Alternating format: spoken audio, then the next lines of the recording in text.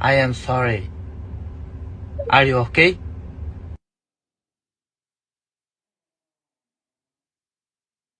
Podcast is intended for mature audiences. The views and opinions expressed are those of the panelists and do not reflect in any way those of the podcast partners, sponsors, or affiliates. Enjoy. Hi, this is Michael Buffer, and you're listening to the Voice of the People. Let's get ready for Boxing Voice. Every day I'm hustling, hustling, hustling, hustling, hustling, hustling, hustling, hustling, hustling, hustling, hustling. Every day I'm hustling, every day I'm hustling, every day I'm hustling, every day I'm hustling.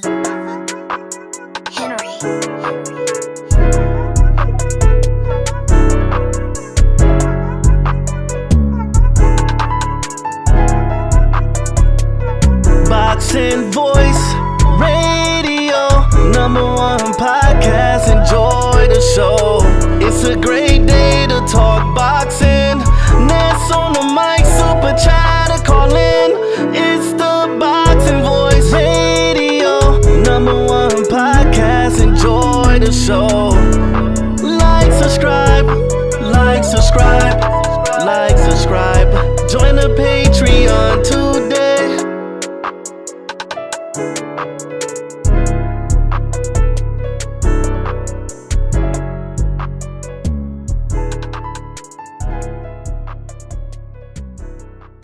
It's the Boxing Voice Radio, #1 podcast. Enjoy the show. Like, subscribe, like, subscribe, like, subscribe. Join the page.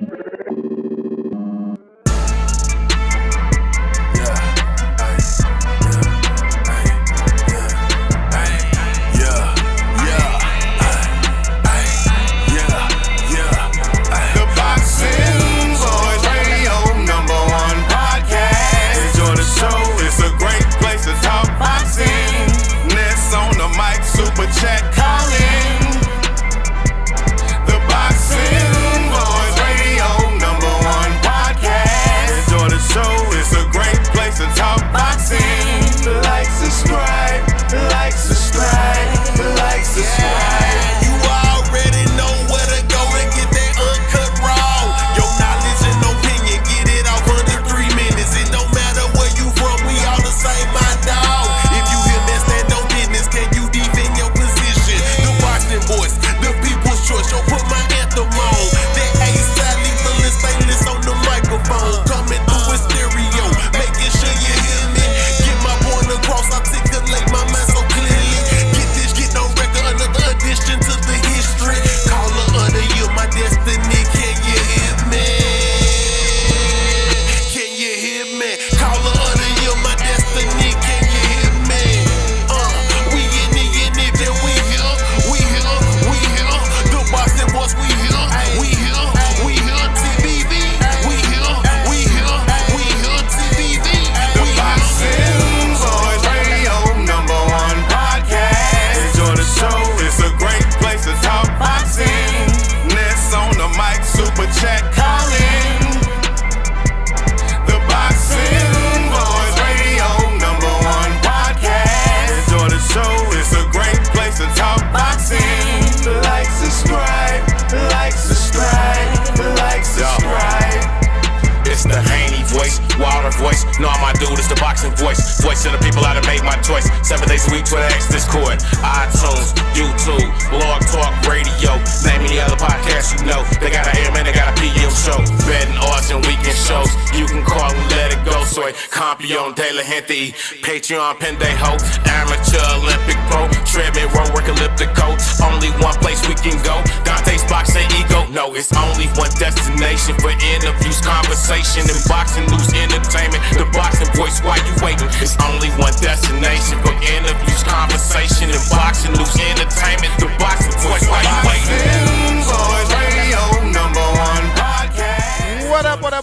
What up? What's going on, ladies and gentlemen? Welcome back to another edition of the Boxing Voice Radio. I am your host, Nesta Gibbs. Buenos dias. I do apologize for the late Sunday morning start, but a lot of fighters on that thumbnail, right? So my editor had to work overtime, and it definitely took longer than expected. But nonetheless, we're here to recap the weekend, plus news and notes. Big weekend of boxing.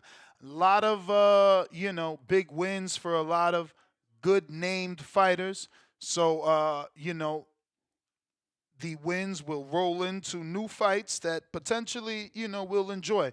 Obviously, on the news and notes, the biggest thing over the weekend, I want to say, was the Tank Davis and Vasil Lomachenko news. Bob Arum came out, said some things. Igis Klimas had said some things in the past, about a week or two ago already this month. So we're going to be touching on that. Plus, we'll talk about the Fatal Fury in Times Square and the new news, the breaking news that Eddie Hearn confirms about said card. And we're going to obviously talk about every single fight that took place over the weekend at the Fountain Blue in Las Vegas, as well as in Cancun, Mexico, with William Zepeda and Tevin Farmer. So if you guys are interested, this is what we're going to be talking about. So if you want to call in, Discord will be available. And so is X Spaces. If you're on Discord, let me know that we're rocking and rolling properly so that, if not, we can go ahead and restart. Same thing on X Spaces. Let me know that everything is coming through clear, crystal clear, so that we can proceed with the show. If you're on YouTube, you know what time it is. Go ahead and hit that thumbs up. If you haven't already subscribed, you can do that. As these subscribers mean absolutely nothing to me. They don't bring me any extra dollars or any extra fame. But these fighters, man, they like being interviewed on platforms that have those million subscribers, man. So that's the goal, to get to the milli so that we can get those big interviews. So they can't escape us, you know what I'm saying? So they're forced to hear what we're saying, man. Shout out to the Reels. They're always doing well. All the callers, that get turned into a reel, salute to you. Because your calls are the voice of the people. So the link is in the live chat right now. So happy Sunday to all. Let's get it started here. We're going to take off with the top ranked card from the bottom to the top. We got Diedrich Krocklam. He got the TKO. Bad stoppage. Not a good stoppage. I guess they saved the opponent. He wasn't on the level of Diedrich. So they wanted to, save him, but that was the wrong time to stop. It wasn't really anything landing, and he wasn't ever really hurt. It was just levels apart in terms of the skill department. I never really seen Diedrich hurting Donnie Rubacalava, but Rubacabla just wasn't on that level. He didn't look good for television. It looked like a mismatch. He was jumpy. He was fidgety. It just wasn't made for television, man. So I wasn't mad at the stoppage, but I do understand that it wasn't a legitimate stoppage, right? Like, I don't really think Diedrich earned it. Speaking of stoppages and not getting them, Emmanuel Chance in his debut. This is the brother of Rajan Chance. Shout out to both of those young men. He was coming up under Shadeja Green, transition, and he's been coming up under Shakur Stevenson, training in Houston, training in Top Rank. So Emmanuel Chance put on a show yesterday, looked good, did not get the stoppage in his pro debut, where, you would assume you're going to get the stoppage in those early fights. So now we got to keep an eye on that power. Speaking of stoppages, Emiliano definitely got a highlight reel stoppage over Giovanni Gonzalez. And now he improves to 12-0. That was only a one-star fight, but Emiliano did what he had to do. This is who they put in front of him, and it took him 2 rounds to get him up out of there. Speaking of undefeated records, Tiger Johnson, 14-0, improves to 14-0, and does get the stoppage over Kendo Castaneda. I didn't think this could happen, especially when Kendo gave Kenny Sims such a great fight his last time out on the Golden Boy card, I believe in Riyadh. That being said, Kendo just could not deal with the accuracy, the punch placement of Delonte Johnson, a.k.a. Tiger. Now, Tiger, he just moved up to welterweight, so I am going to call him a small welterweight. He did look thin and very, very, very fit, right? Small waist, just looked thin for the division. We'll see as he continues to fight in this division how he looks. But Top Rank starting to build their own welterweight division. If you consider, now Tiger Johnson moved up. Brian Norman is a champ. Giovanni Stantilian got himself back into position. Rohan Polanco officially moved to welterweight. So they have their own little thing going on over there. So shout out to Top Rank. Definitely trying to find opponents for Brian Norman that looked spectacular last night. But before we get into the Norman performance, we have to talk about Bruce Shushu Carrington that also got the knockout over Enrique Vivas and was a very excited Shushu Carrington for what he was able to do, and credit to him because I don't know that anyone has ever stopped Vivas. So he was the first one, if I'm not mistaken, and he was the first one. So, shout out to him. He had some beef with Shakur. Shakur's in the stands. So, it looked good to get that win in front of a potential rival for Bruce Shushu Carrington. So he gets the stoppage as well. So everybody pretty much got the stoppage except for the main event and Emmanuel Chance. But before we get into the main event, Brian Norman also got the stoppage, dominating and destroying Derek Cuevas. There was a lot of talk of Derek Cuevas and his left hook, but Norman decided he was going to show you guys that not only can he take away the best punch of his opponent, but he's going to do that by using the same punch that you call the best punch of who he's facing. So shout out to Norman that with his own left hook really controlled this fight, dominated this fight, and showed that Derek Cuevas, while he's a good little fighter and he has decent pop in that left hook, he's not on the level of a Brian Norman, but that doesn't mean we don't want to see him back. So hopefully we do, but he only lasted 3 with Cuevas, and little by little, Norman looking like the strongest, most dominant welterweight. Long time ago when he didn't look too good in the Boca Chica fight, whereas with Boots, his last 2 performances with Karen just ain't nothing to write home about. Now, Karen is creeping up on these rankings for a guy like Brian Norman Jr. So there may be a time where we get to see Brian Norman in that ring with a guy like Karen Chukadazian, common opponent with Boots. I don't know, does that happen before the Boots fight and Norman fight actually happens? Or should I say the winner of Stanionis, because Stanionis is here to win, and I believe he's going to surprise a lot of people with his style.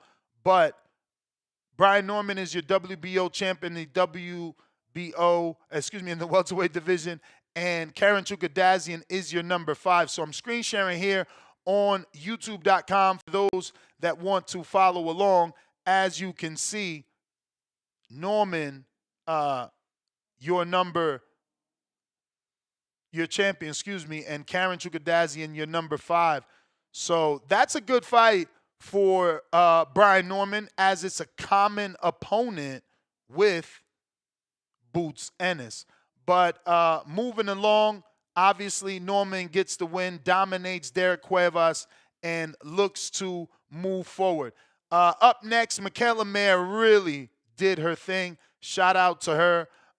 Mayer defended her WBO title in this 10-round unanimous decision. This was her first defense of this belt, her and Norman. So shout out to both of them, proving to the world that they are real champions. This title defense took place at the Blue Live Theater You know, and I want to emphasize that because it looks better than the Madison Square Garden Theater. I don't know if it was because of the double-decker, floor and seating, so you look into the I guess stage area where they had the ring, but it's a nice location if we're comparing theaters. So shout out to the Fountain Blue in Las Vegas because they put on a light show that was definitely boxing main event primetime worthy. But Mayer, 21-2, 5 KOs. She really used her jab, combination punches. Like I told you guys, you guys complain, oh, Ness, you're not doing the betting show anymore.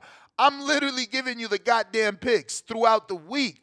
I was so dead set on Mayer. And I told you it would be the combination punches, and that's exactly what it was. While Ryan had a lot of success in spots, landing hard right hands, it's like if she lands one right hand, all she did was upset the dog. And then the dog comes out of Mayer, and she'll throw 4 punches minimum. 1, 2, 6, 7, right? Because she'll do 1 jab, 2 right hand, uppercut to the left side, the right side of Sandy's body. Right uppercut to the left side of Sandy's body, and then she might come up with a fucking hook. The girl is just too much. It's crazy. Like I said yesterday, I got to go back and watch that Bumgarner fight because what the fuck? Michaela Mayer is really, really, really good. And I realized that in the first Sandy Martin fight, but going back and rewatching it, seeing these little subtleties, that little shovel uppercut that she does, the left hook that she's an animal with. She hurt Sandy numerous occasions with that left hook. Anybody that fights her got to be careful with that left hook. That shit is the real deal. Now, maybe Bumgarner did what she did because it was a lower weight division. And at 47, Mayer is just filled in, has her full woman strength, and this is a better division for her, quite possibly. But she was stronger. She was bigger. She had the cleaner punches, in my opinion, and they were combinations. Just an overall amazing performance from Michaela Mayer. Very excited to see what's next for her because she's putting it on. In my mind, since rewatching the first fight, all I could think about is going back to watch the Alicia Bumgarner fight and how will that fight with Clarissa play out. Obviously, Carissa's the favorite. Obviously, you already think she's going to win. But she's never fought someone that can combination punch like Michaela Mayer. The thing is, Clarissa is extremely strong and probably throwing as many punches as Mayer herself. But listen, Mayer has a serious left hook. And the fact that she's punching 4 to 6 punches, it don't matter. When a girl punches, Mayer's coming back with 3s. It's at least 3. She's going to that body. She mixes. She goes up and down. She's Daniel's son, man. She's painting the fence. You feel me? She's painting the fence. But listen, moving on. We're going to skim through some of this because these Golden Boy fights just wasn't what it was. Shout out to Jocasta Valle, got the win over Marlon Esparza that looked to be like 135 pounds. No disrespect to her. I know women are on their weight thing and stuff like that, but this isn't meant as disrespect. You just didn't look like you belonged in the division with Jocasta. Jocasta was 110 pounds. I don't know what Marlon was, but she did come in overweight and weighed in 113 pounds and a half. So shout out to Jocasta that still got that win. Shout out to Robin Safar, got the knockout over Roberto Silva and did exactly what he needed to do in his Golden Boy debut. He's a cruiserweight. Golden Boy has another cruiserweight that he's already been sparring with, and that's Tristan Taruf. I don't know that they're going to put him in so soon. Tristan a lot younger, probably needs some development. Also relocated from Houston to Las Vegas, so I don't know. What I do know is that they've already sparred, so I don't know that Tristan will be taking that fight if it comes across the table. Speaking across the table, Oscar Collazo did his thing. I wasn't really into it like that. I'm watching. He got the knockout, 5th round. Shout out to him. 105 pounds. I need someone in there with him that's going to excite me, Ever since this kid got signed, he's just been stopping everybody. And, I don't even know who they are. So it's not really exciting for me.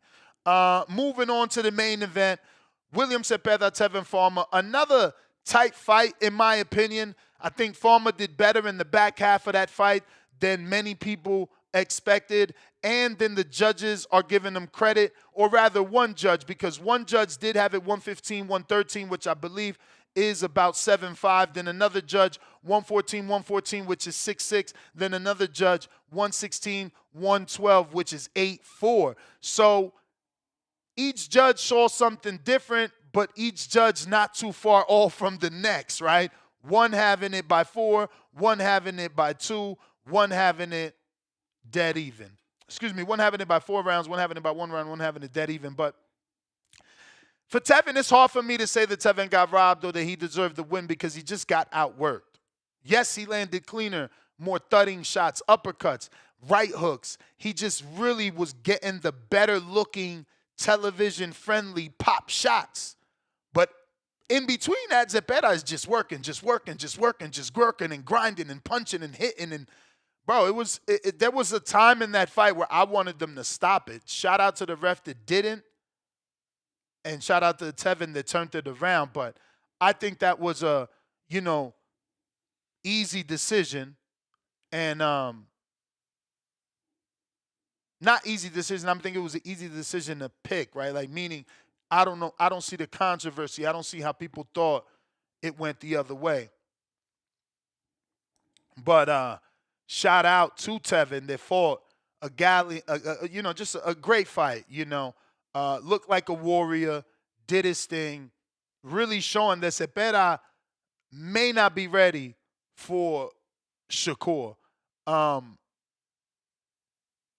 But Tevin is a slick fighter. And Zepeda made him work so much to avoid as many shots as he possibly could until he just couldn't avoid them anymore. You know what I'm saying? Zepeda would hit him everywhere. Shoulders, biceps, hips, body.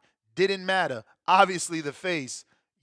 Shout out to Zepeda. Hopefully now let me just double check. I'm pretty sure it's 5 straight southpaw fights. Starting with the Mercito Gesta fight. Let me double check. Jaime Obolera is orthodox. So yes, Gesta 1, Hughes 2, Cabrera, Giovanni 3, Tevin Farmer 5 straight southpaw opponents. You have to be ready for Tank Loma or Shakur at this point. It's time. It is time. It is time, okay? But the phone lines are open if you want to call in. Now is the time. We are taking calls. We want to hear your opinion. We are at 239,057. 239,057 subscribers. Again, not a big deal to me, but if we had 1 million, Shakur ain't gonna block us. He's gonna come and talk to us because we got 1 million subscribers and we talking to over 1 million people. So he's gonna hear those words. And then you get to ask your question, right? Because every Patreon member here gets to ask whoever we interview a question. Speaking of that, don't forget to take advantage. Head on over to the community page and drop a question for whoever it is we will be interviewing. And speaking about the cool things we do here, don't forget we are doing the Use TBV Studio PS5 raffle. For those that don't know, if you've been under a rock, you haven't been tuning into the show, I use the PS5 for maybe 2 hours. Talk to a friend in the community. They'll tell you I'm not capping. The PS5 is essentially brand new. It will come with the Undisputed game, and there's only 1 day left to get involved. Tomorrow, we will be announcing a winner, but it does cost $25 to buy a virtual raffle ticket. So you can do that via Zelle or Cash App, which I'm putting on the screen. Phone lines are open. Phone lines are open for anybody that wants to call in and talk some good old-fashioned boxing on a great Sunday. Forget foosball. We talking about boxing. We got Chad in Canada. What up? Good weekend of fights, man. Good morning, Ness. You Buenos got me? dias. Got you. Great monologue. I agreed with everything you had to say about Mayer. I didn't catch everything you said if you were talking about Norman Jr. those are the two fights I really want to talk about, and I feel like I have a lot to say about both. Both were really good performances, like you said. Like they looked like champions, defending their belts the way it should be. I was really happy about it. Otherwise, the undercard, it kind of went how I think most people figured it would go. Shushu, I say he's ranked number one now under Fulton and Ball. I'd like to see him fight any of those champions. It's probably time to let him off the leash. He's only got 15 fights, but from the hype to his ranking, it would all point to it being time, right? So hopefully we get something like that. I'm sure the mandatories are incoming soon anyway. So aside from that, though, like Norman Jr. is a fighter that I first discovered on TBV. I was thinking about it last night. Because I've been listening to TBV now almost 2 years. And in that time, I mean, last night, I really, really liked what Norman Jr. did in there. Now, look, he's still vulnerable in some ways. And against a guy like Boots, like, for example, in the second round, Cuevas came right down the center with a perfect double jab, man. Perfect. And Norman Jr.'s head, like, cocked back each time. But Cuevas didn't follow it up with anything, man. He stunned him and then just left it there.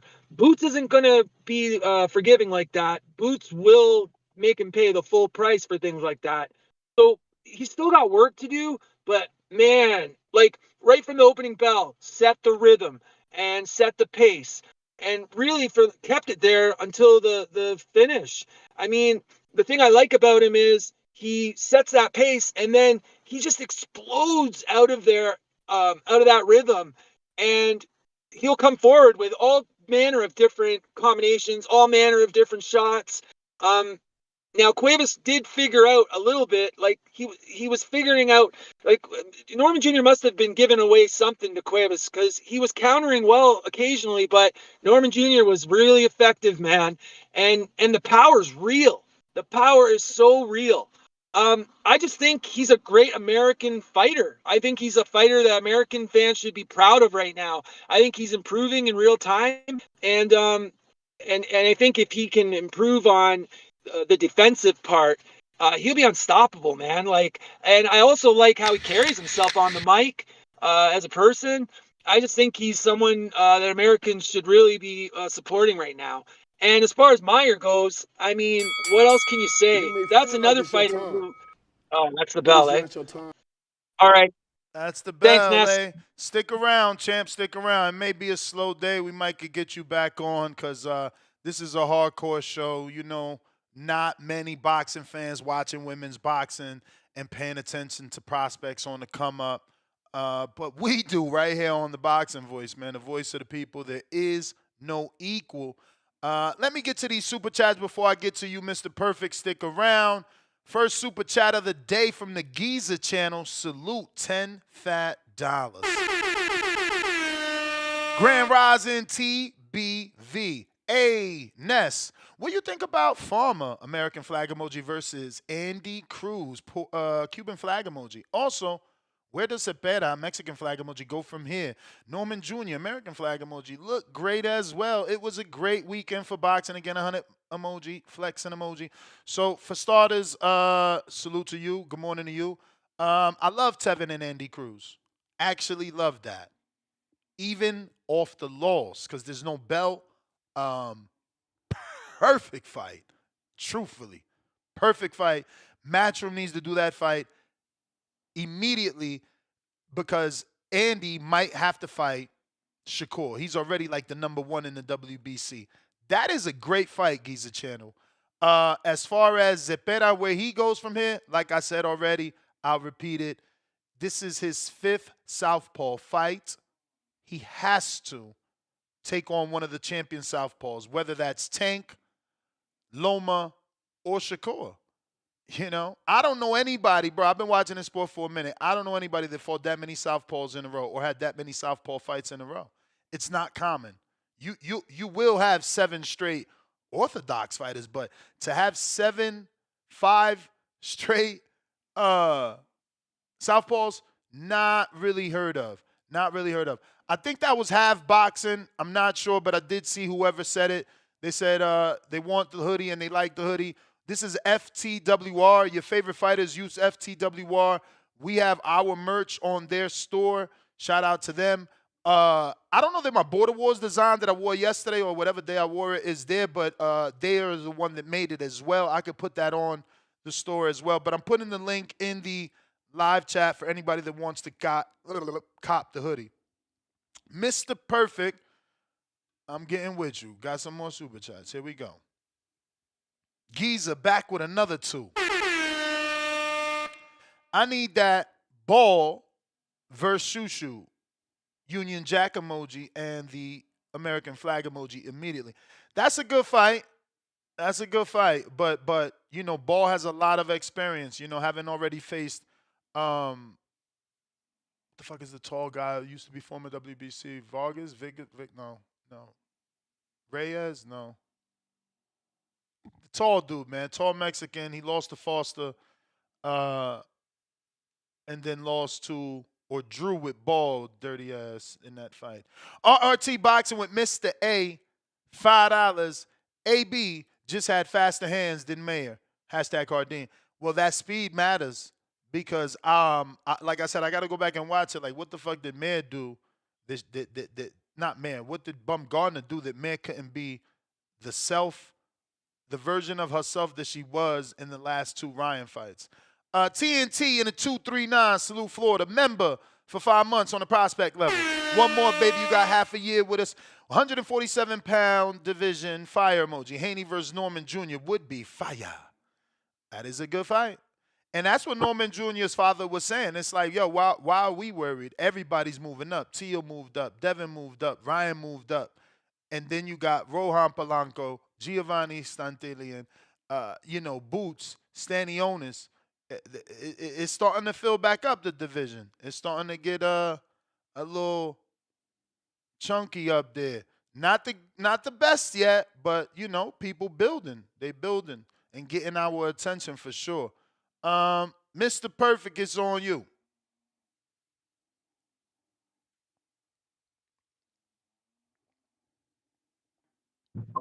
Yo. Yeah, man, what's the deal, man? I was here, I watched the fights and shit. I go back to watch the live fight on TV, on TBV. The only fucking boxing show I watched. Niggas is saying, you was about to say some crazy shit. You said Michaela Mayer can beat Clarissa. You was about to say that? That's what you was about to say? I said what I said. Whatever I said, that's you what I ain't said. say it though, nigga. You was about to say it, but Tone had cut you off. But I mean, I doubled down again today. I literally said that watching her fight Sandy Ryan makes me that's 7-2. Makes me wonder how she would do versus Clarissa. And I said Clarissa got faster hands. Thank you. So it's gonna be a difference, but she's never fought anyone like Mayer that throws that many punches. Okay, and right Mayer, there. Okay. And Mayer is not Isak Cruz. She's not Margarito. She's not she definitely standing. She's definitely standing in front of you. She's in front of you, but she's not just throwing punches. She's throwing combinations, real combinations. 1, 2, 3, 4. You know, she doing it. She can fight. No, but Kay was good, bro. She can fight. But this what I'm telling you. Alicia and Clarissa is the best talented women we ever seen. And that's cool, but I don't know if you know, but Clarissa came out this week and said that Mayer hurt her to the body. No, that Mayer. And she said she a fighter. She said that Mayer the only one that hurt her to the body. So, excuse us. Bro, you think, bro. First off, she couldn't hurt Alicia not one time. And you talking about all these combinations. Why she ain't do it against Alicia? Because Alicia faster, a better counter puncher, and hit harder. And hit harder. Nigga, that's why she wasn't throwing 6 punches. And what you mean? And it could have been the weight. That's why she's at 47. Man, come on. Okay, Alicia go up to 47, bro. It's gonna be the same shit. Alicia's 2 divisions below. Alicia's still at It 30. don't matter. She No, can go up to 47 it do matter. if she want to, bro. I'm trying to get you to realize how big Mare is that Alicia's No, I still understand. at 30. Still at 30. That's because she got all the belts, though. No. She don't want. That's because and she she's can not keep, and as she can keep big as making Mare. 30. She not as big And as she can Mare. keep making 30. All right. Listen. If anything, you should be happy that Clarissa has a dance partner. No, I am. You yelling and getting emotional because there's somebody that poses a threat to Clarissa? Because you said she can beat her, and I'm telling you, I ain't never say can't. she could beat her. I said that's gonna be a good fight. I wonder how she gonna do. I said clearly that Clarissa's the favorite and may even win. But I want to see how she handle. I want to see how she handle the motherfucking combinations from Michaela Mayer. I mean, you cut off. You got to adjust your phone. But yeah, I'm gonna say some more shit. But yeah, I understand that. But when you got somebody that's faster than you, hit harder than you, you're not throwing 6 punches, bro. If you need to go back to watch that Alicia fight. You know what else you need to think? Because you ain't even thinking, bro. She would have to come down to 47. Your girl's at heavyweight. She got to drop weight. She's not going to 47 though. You know that. Hey, she the one said she'll fight Mayer. Where they gonna fight at? Mayer gonna have to come up. Where? She already got. Where? She can go up one more division. What you mean? Man. 54. How you gonna go up one more division to fight for what? What's there? Clarissa vacated, didn't she? Or she still got them belts at 54? Because I doubt it. I think she do. She vacated the light heavy. I think it was the light heavy, not the heavyweight. They vacated. The Emma WBO. Cozen got it. Cecilia Breakus got an interim, and O'Shea got the other one. And Michaela lost to Natasha Jonas slow ass. Like, come on, bro. Like you like Natasha Jonas only won that fight. Hey man, listen, you feel threatened, it's all good. No, I like Michaela, bro. Michaela is a good fighter, bro. But you trying to compare her to Clarissa and Alicia, bro, these are the most talented women we done seen. In all fairness. And Michaela Mayer, we got to give her her flowers because as a big Sandy Ryan fan, yeah, facts. You know, and think about it, even being tied to Alicia Baumgartner, controversial loss.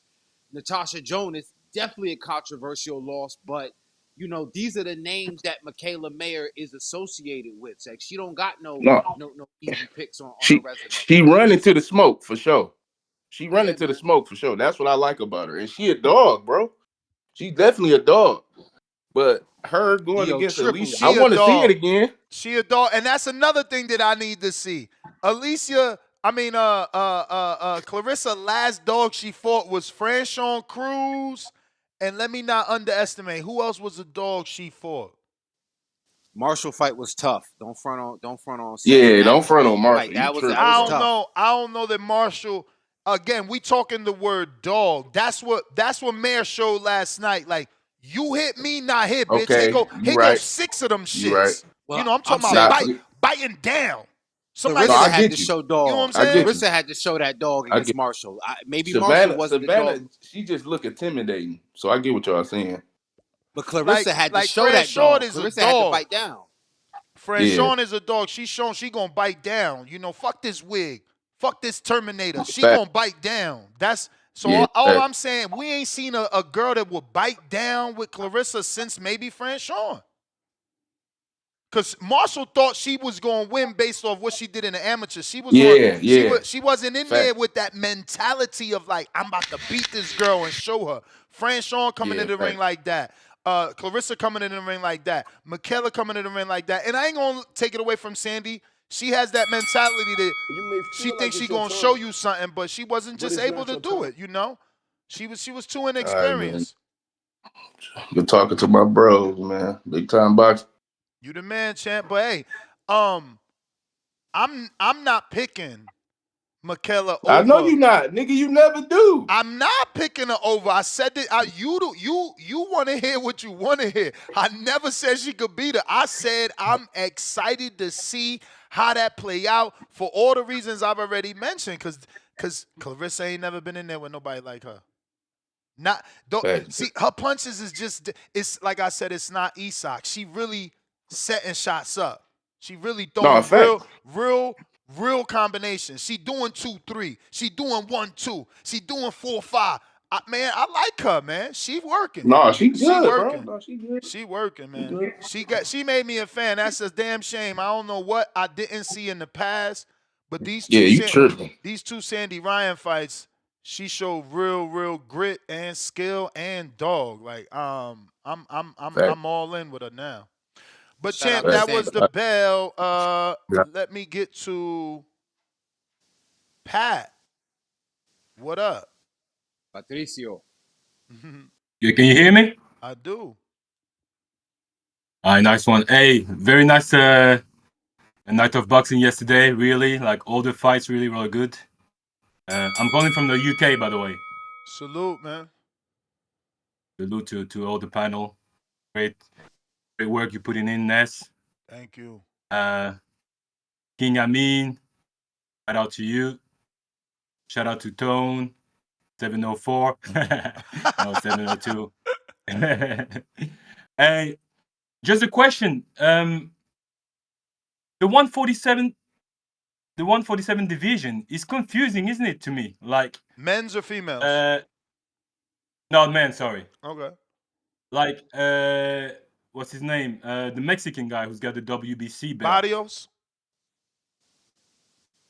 Barrios. Yeah. How did he get the belt? He was the interim and got elevated because Crawford vacated. Right. So he was the number one to fight Crawford at the time. Mm-hmm. Right. Okay. And also, is Devin not like Devin is like officially 147?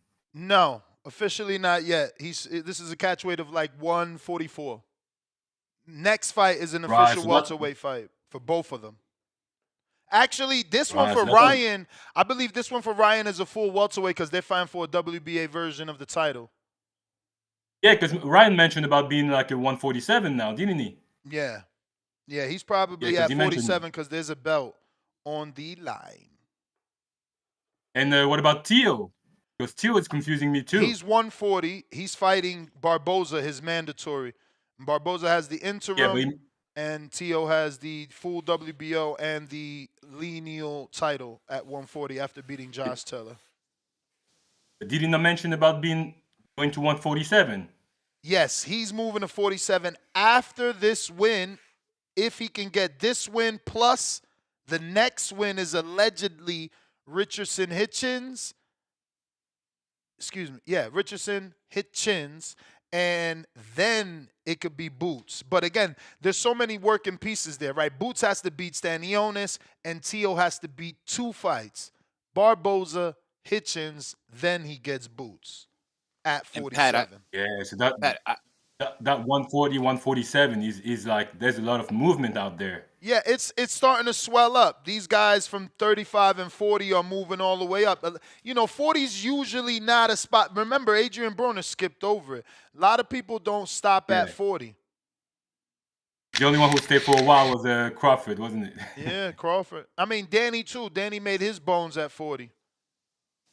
Errol. Garcia. But go ahead, Ali. You're the man. I'm with you, Ness. Like I agree about Mayer. She's a good fundamental. She got really great fundamental. Yeah. But that would be a good fight against Clarissa Shield.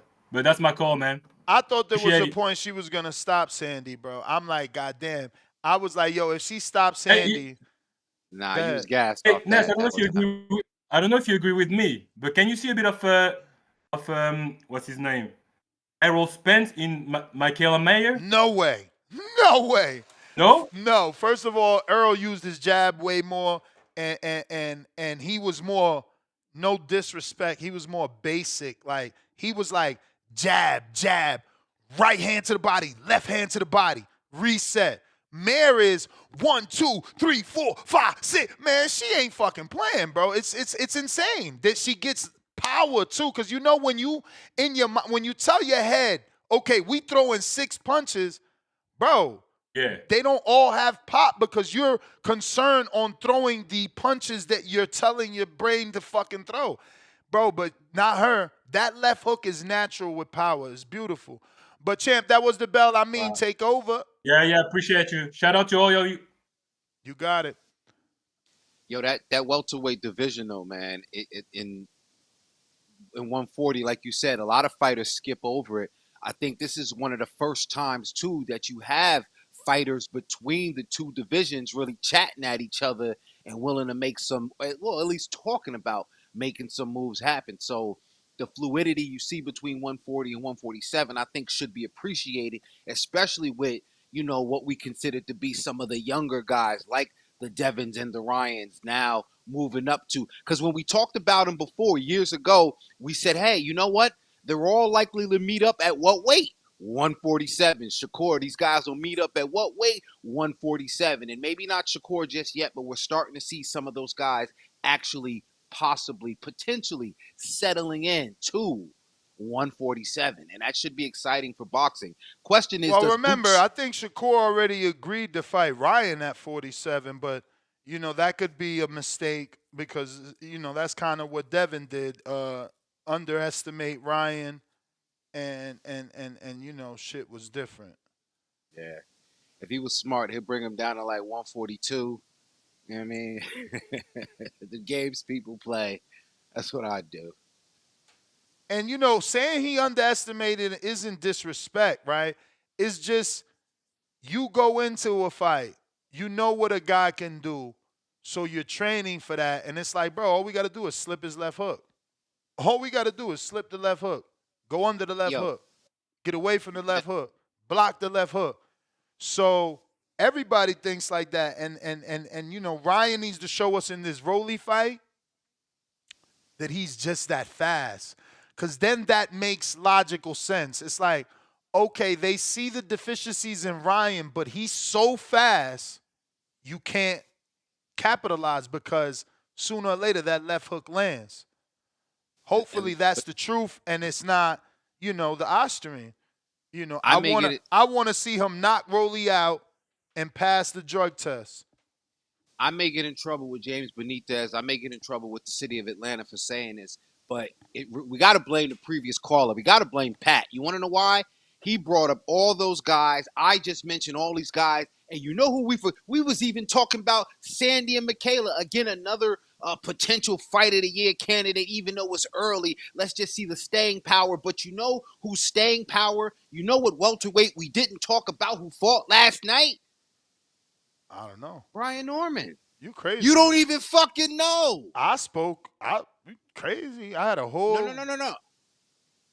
I get it, but I'm saying, do you see what I'm saying? How his name kind of gets lost in the sauce, and No. I don't. No, his name don't get lost. It's just we're talking with a caller that was talking about 2 callers back to back talking about Mayer and Clarissa. So the conversation took that turn, but no. Okay. Brian Maybe Norman I'm late. dominated Cuevas. It's like I said in my monologue, bro. He did like what people gave, and this is why I'm going to bring it up, because y'all gave Earl credit. When he fought Mikey, I mean, what did they say? Oh, he wanted to show y'all he could box. They said Mikey was going to outbox him, and Earl decided not to stop him and show y'all he could box. Well, Norman said, okay, Cuevas is this big left hook puncher. I'm going to show you that he ain't going to hit me with that left hook, and I'm going to beat him with my left hook. I'm going to take away his best weapon, and then I'm going to beat him with his own weapon. And that's what the fuck he did. Every left hook he landed hurt Cuevas to the fucking, to the core. Everything. So it shook him. You calling Brian Norman Troy Ave. You saying he took that man gun and shot him with it, right? He certainly, man, look. Yeah, I like what Norman did yesterday. And it's like I said, you know, we're far removed from the Boca Chica fight. We're far removed from that. He looking better. Those technical flaws in the Boca Chica, they ain't there. He's a dog. He gonna go out on his shield because he's the type of dude in his head. He's like, you not about to hit me harder than I'm gonna hit you. You not about to outshine me on this stage. Like, I like that guy. I really like that guy. He comes to fight. He ain't there to box. And he is boxing, but he hits so hard that it's a fight. Yeah. I like what he did last night as well. That's why I kind of wanted to throw that out there to bring it back to him, because I definitely want to. I need to see more of him, though. I need for Well, he was hurt. I'm sure we all know Top Rank gonna keep him busy. He was hurt. This was a 3-round fight. I'm sure he's gonna get right back unless there's already gonna be negotiations. Unless Top Rank says, "Hey, let's wait and see what happens with Stanionis winner and Boots, and then we can start calling them." But if they have a plan, if their trajectory isn't to try to unify, it's like I said that you miss. They building their own welterweight farm. They building their own. They got Giovanni back active. They moved up Polanco. They just got Tiger Johnson moved up. They building their own welterweight plays over there. They ain't gonna have Norman crossing too many streets. Yeah, not if they don't have to, and that's not a bad idea. And again, if they can keep them busy, until one of these unification bouts pop up, because I do think, that's maybe 1 or 2 more fights away. Like you said, pending on the outcomes of what some of the other welterweights got going on. And that's what he said. I know you assigned me to that last night. You said, make sure you look and see, listen to the call outs or what he does, in his post-fight announcement, rather. And that's what he said. He said, yo, I want my piece out here too. And it's funny you describe it in that way, because I think in that piece he's talking about, Top Rank is going to help him to carve out his niche, carve out his piece in the welterweight division by making some good title defenses and staying active until he can get one of the big unification bouts. In my world, the Normans are tough. They want the smoke, so they ain't going to take my route. But my route, take them to Atlanta. I said it last night. Go to Atlanta. Go to the State Farm. Give him another title defense. Start building that man. Start building him. Abdullah's from Atlanta too, ain't he? No, he's from Ohio. He's from Ohio. That's all right. He could get on the undercard. It don't matter. You know what I'm saying? Start building that young man. He got 2 back-to-back knockouts. You can take that and build that and try to make him, in the eyes of the public, the most dangerous welterweight by giving them another fight that he gonna knock out. Well, let me ask you this: is it too late? Because I got a feeling you're gonna say no. Don't let me land. No, is it too late to put him on the undercard of Keyshawn, or does he have to do his own headline in Atlanta at this point? I don't care about those dudes doing undercards. Like, I'm just saying build them, so he needs the main event in Atlanta. But if there's no Atlanta date and they want to throw him on a Keyshawn undercard to give us boxing fans more value for my subscription, I'm good with that. But yeah, I'm the same guy wanted Devin to go back to motherfucking Oakland and fight Maxie Hughes for the IBO, even when he was undisputed. Get your victory lap and take that 5th belt. I'm not the dude that's trying to throw you in the fire back to back to back. He wasn't supposed to win the Stantilian fight. That was in San Diego. This is an okay fight. This wasn't like they was serving him up. You know what I'm saying? And I see it. I'm gonna address it via the super chat so that you don't think, you don't think you didn't bring it up. You brought it up. Get these hands, $5. It's funny, no one mentioned it. Norman got hurt a little bit in round 1. He did. He got clipped with Cuevas' biggest weapon. But if you watch my live, what did I say? It's over. It's over for Cuevas. Why? Because he caught Norman in the first round and couldn't get him out of there. You're strongest at them first. It's those super elite, legendary names that you can go through in your mental Rolodex and find that their power carries to the 12th round. Usually, your power, as the rounds go on, it dissipates. So Cuevas hit him with that shit in the first round. And what did Norman do? Hit his ass right back with his own fucking power. He that dude, man. He that dude. For real, I got to see more of him. This was a good little scrap. I need to see more. I got Giza channel $2. I'd love to see Flies Puerto Rican flag emoji versus Ramos Mexican flag emoji at 47-2. Yeah, if you're talking about Jesus ain't going back down. That's not happening.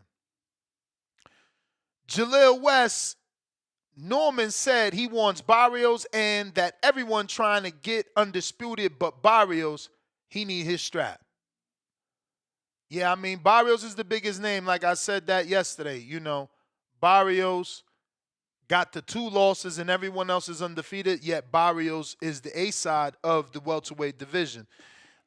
He's the biggest name. He's been on pay-per-view twice. He fought Tank and Keith Thurman, plus he been on the Jake Paul, Mike Tyson undercard. And he's a multiple division champ. He's just the biggest scout. He may arguably be the biggest draw, or that could be Boots. Boots did the 14,100 in Philly, and one of the producers gonna have to check who did more tickets than that. But that's in his hometown, no, and I'm not discrediting that. I don't know why they not doing it over there again, but maybe that's the pressure of the video.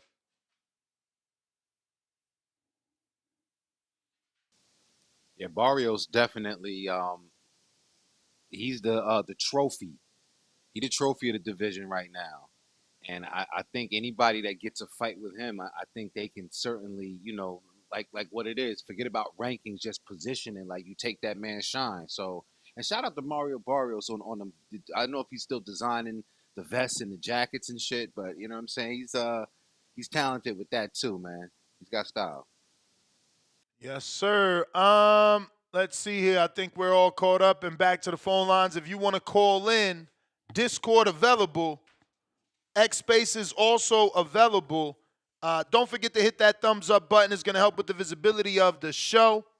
We quick. Got Alex Vega. What up? Yo, I heard you say real quick. Go ahead, bro.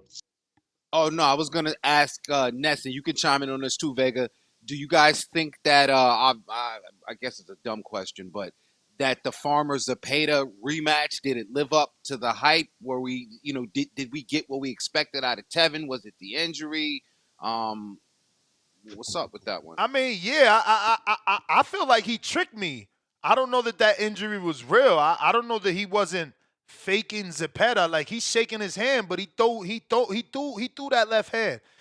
Like he never hesitated, in my opinion. I was watching it like a hawk. He was throwing that left hand. He hit that man with hella uppercuts with that left hand. I don't know what was going on, if that was mind games or not. Man. Yo, let me get my crow, bro, on Sandy Ryan, man. I thought she was I thought she was gonna beat Mayer, but Mayer showed you she's a level above this time, man. Definitely throwing that. Shout out crazy. That's crazy you picked her. I'm shout shocked. out. Nah, bro. Hey, I'm not gonna lie too. I like the way she started. The jab was nice and strong. She was Her kind jab of was ring looking off better well. than Michaela. In the beginning, she But was kind of ring off well with the right hand, but I don't know what happened.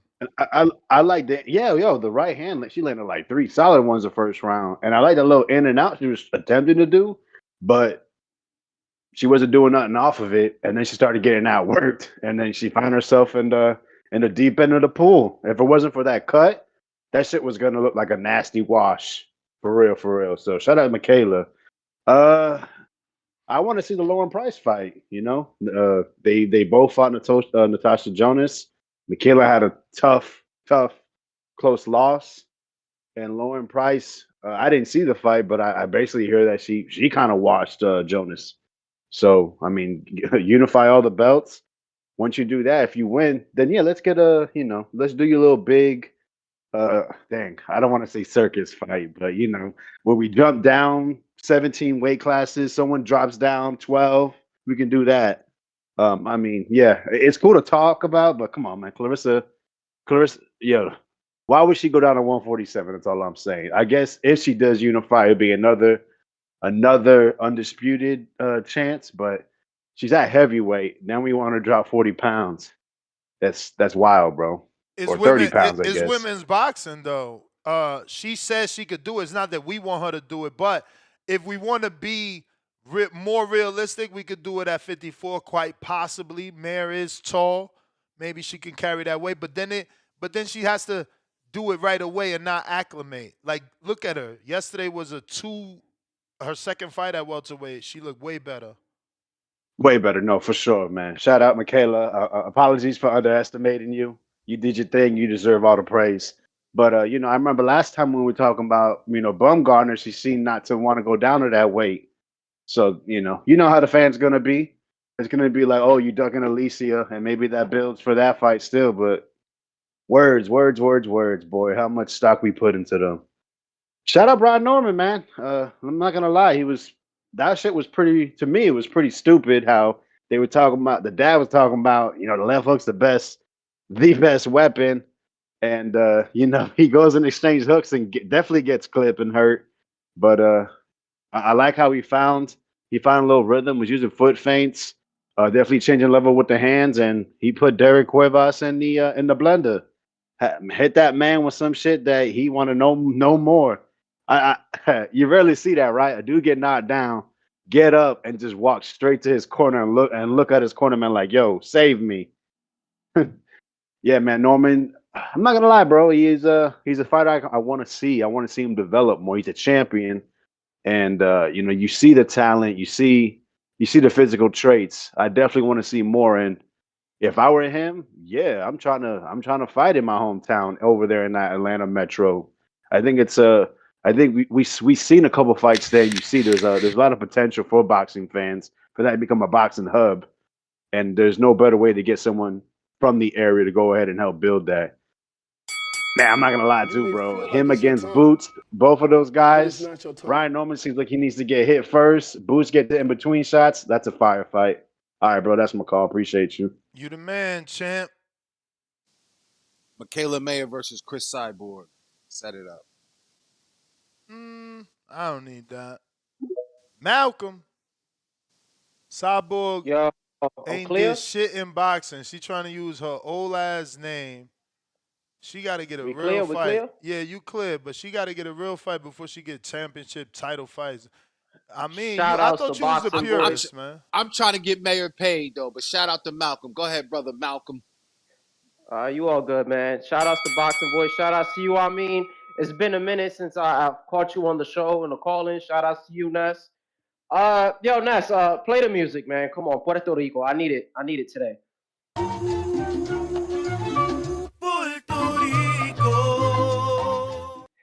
Yeah, I'm gonna probably be the only one to really talk about it. I only really caught the Golden Boy card. You feel me?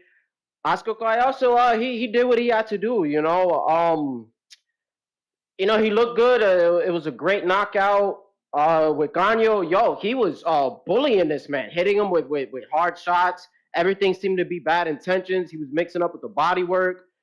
He was even he was just bullying, like pushing him halfway across the ring, and I'm like, damn. But I'm kind of on the same side of the fence with you, Ness. To be honest, like I know he wants the Jerusalem fight, and other than that, there's probably nothing to do, in that division, and he kind of needs a test, I seen he had posted something on Twitter, and at the weigh-in, he made 105, and then the next morning he hydrated up to 120, and on the caption he put like an hourglass, so he's kind of signaling that he wants to move up. I think he want to get the last 2 belts and then move up. But even at 108, there ain't shit over there. You got Banyao, who's a vet, the WBC champ. And other than that, probably Eric Rosa. He only got like 8 fights, though, and it's like Dominican Republic, DR versus PR. From North? Eric Rosa from North? Yeah, you got the WBA strap. No, you talking about the Dominican, the Dominican from Sean Boxing. Dominican kid, yeah. Oh, okay. Yeah, he got the belt. So that's like the best other option, Everybody else is at 112. Like that would be his big test with like Kenshiro and Yafai. But by the time he move up to there, they probably gonna be gone too, But I'd like to see him fix his game. He has a nice little high guard. The thing is, he's really aggressive. You know what I'm saying? And like it works at times, but I've seen him get pieced up with unnecessary jabs. Somebody like Bam with the high guard, he has good head movement. You know what I'm saying? And he knows how to pull back and counter. So that's something that I also really need to work on. And I've seen him overcommit to the point where he's lifting his back leg. And I'm kind of really not fucking with it, you know. And somebody gonna catch him with an uppercut one day, leaning in too much, you know. But that was really that. With Zepeda, man, and Farmer, I love Farmer, man. It kind of sucks to see him go out like this. You know, I didn't even expect for him to win this fight. I'm gonna just keep it real. You know, the first fight was a little more competitive, but I'm cool with the Andy Cruz fight, man. I kind of like that. So shout out to whoever came up with that fight.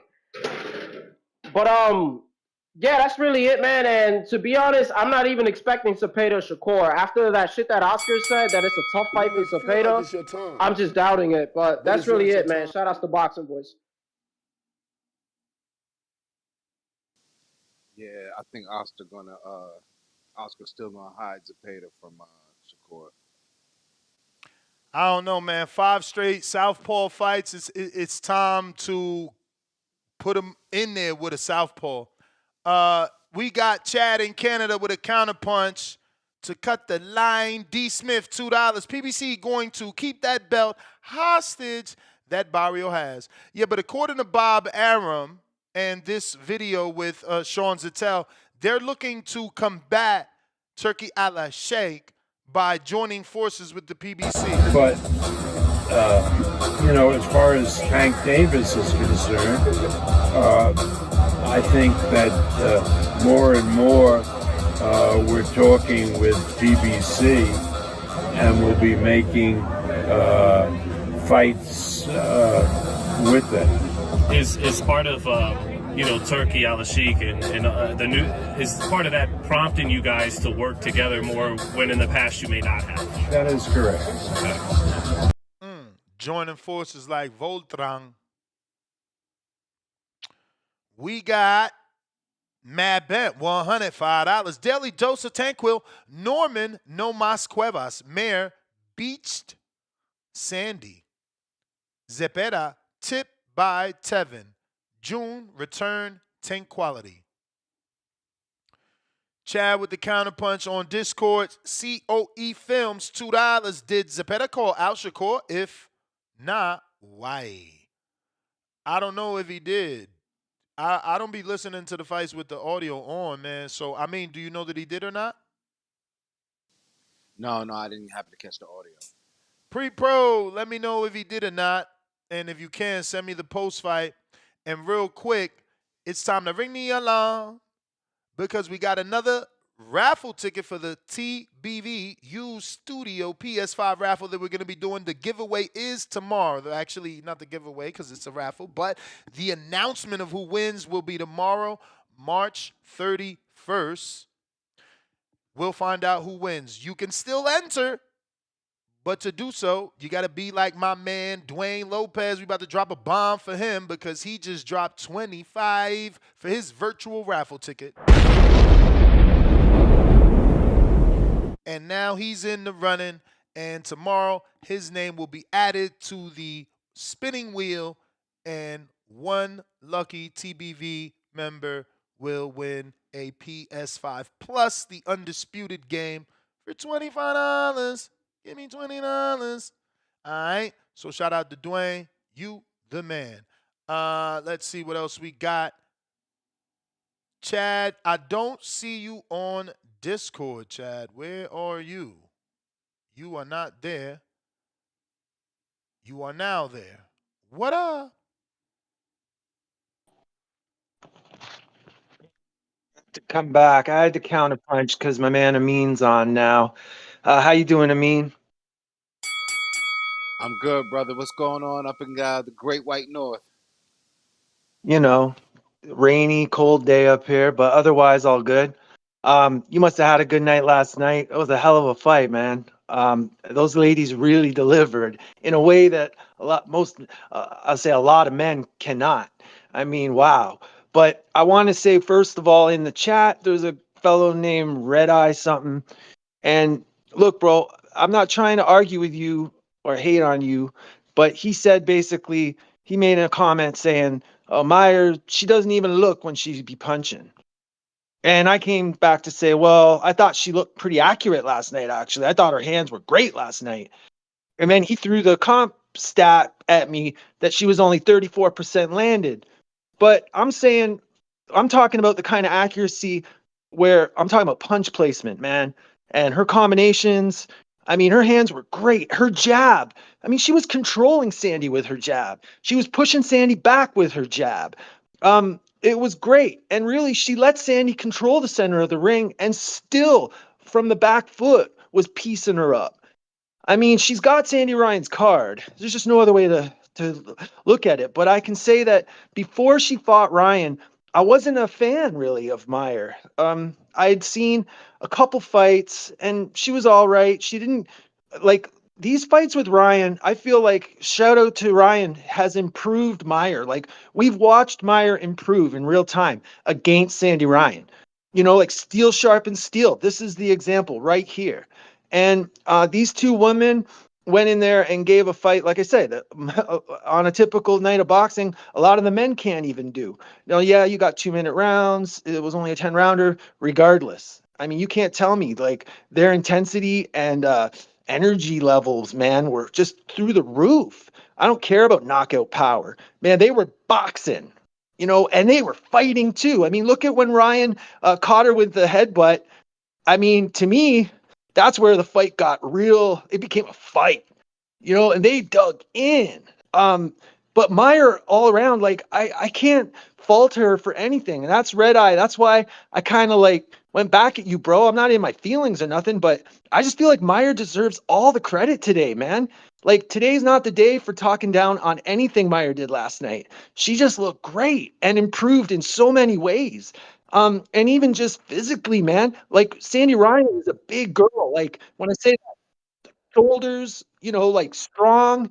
And against McCaskill, we watched her push McCaskill around, you know, like, and Mayer just made her look like just cast a shadow on her physically, man. I'm really impressed. And I think, I don't know if Price, like Amin, what do you think about Price? Is Price ready for Mayer?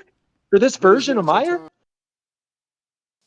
Great call and great question. Number one, I'm gonna double down on everything you said. Chad, that's the bell. Appreciate you. Yo, Mayer's hand speed surprised me. And when you ask me, do I think Price is ready?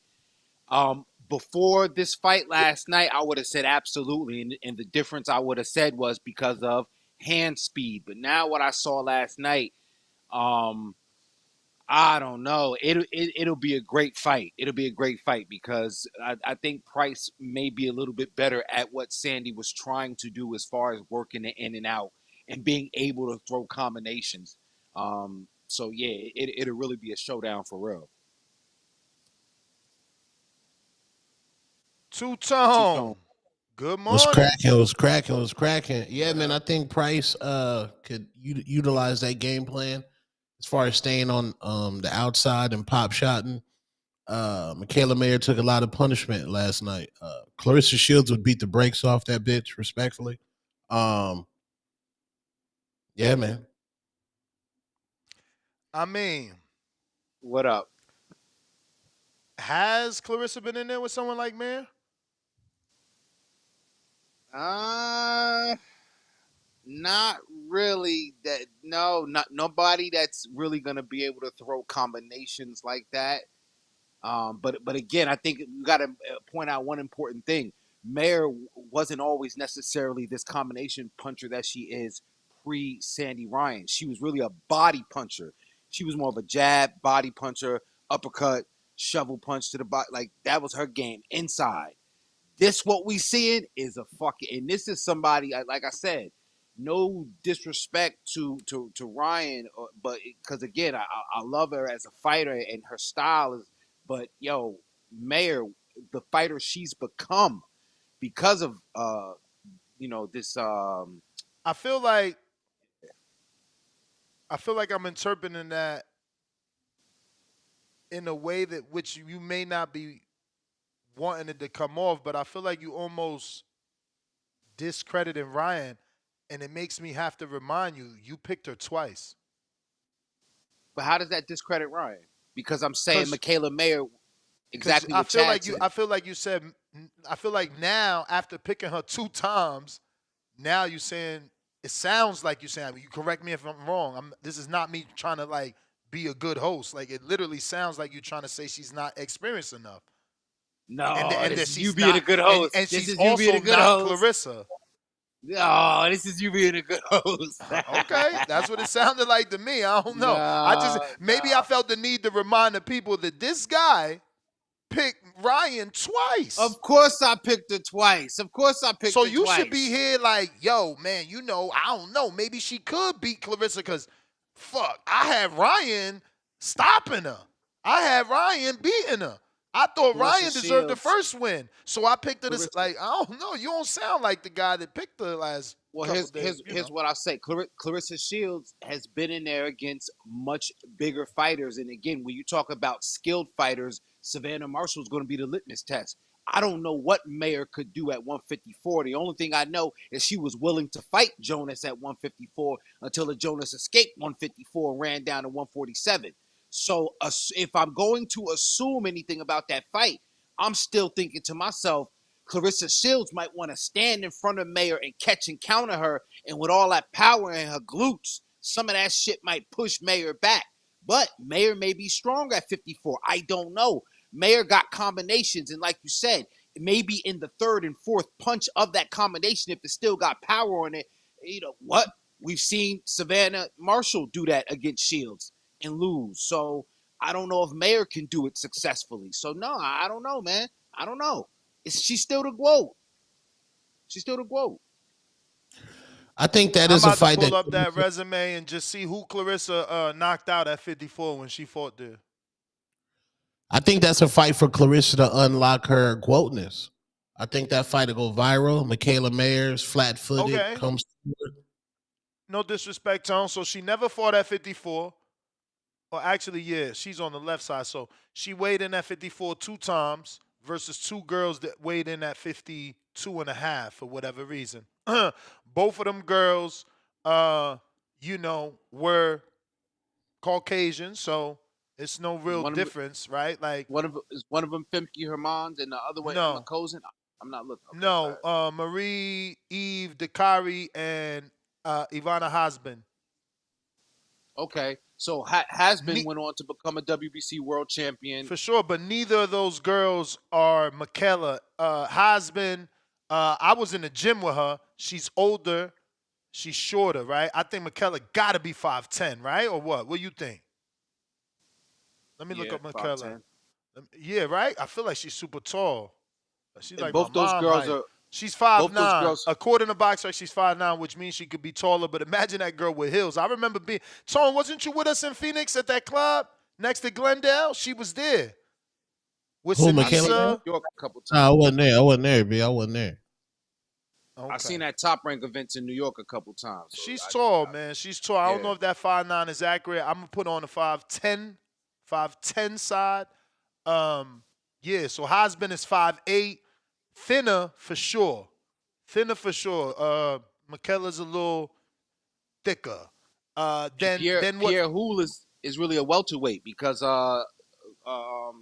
Ryan had a title defense against her at welterweight. So both them girls are really welterweight. So they was probably just moving up, And Marie Eve, like you said, welterweight. But that's okay because so is Michaela, right? So she would be moving up. So it's no discredit in that. But again, Shields didn't stop her either. So this could be competitive. Man. It wasn't like Shields was knocking shit loose at 52. So she's going to come from 75 back down to 54. This could be competitive. And again, there's not a lot of women's boxing. I just watched the documentary with the girl that really made the shit popular. I didn't even fucking know she's the one. I ain't even know she inspired Layla Ali. Layla Ali said, I know everybody think that I'm Layla Ali, so I started boxing because of my dad, but no.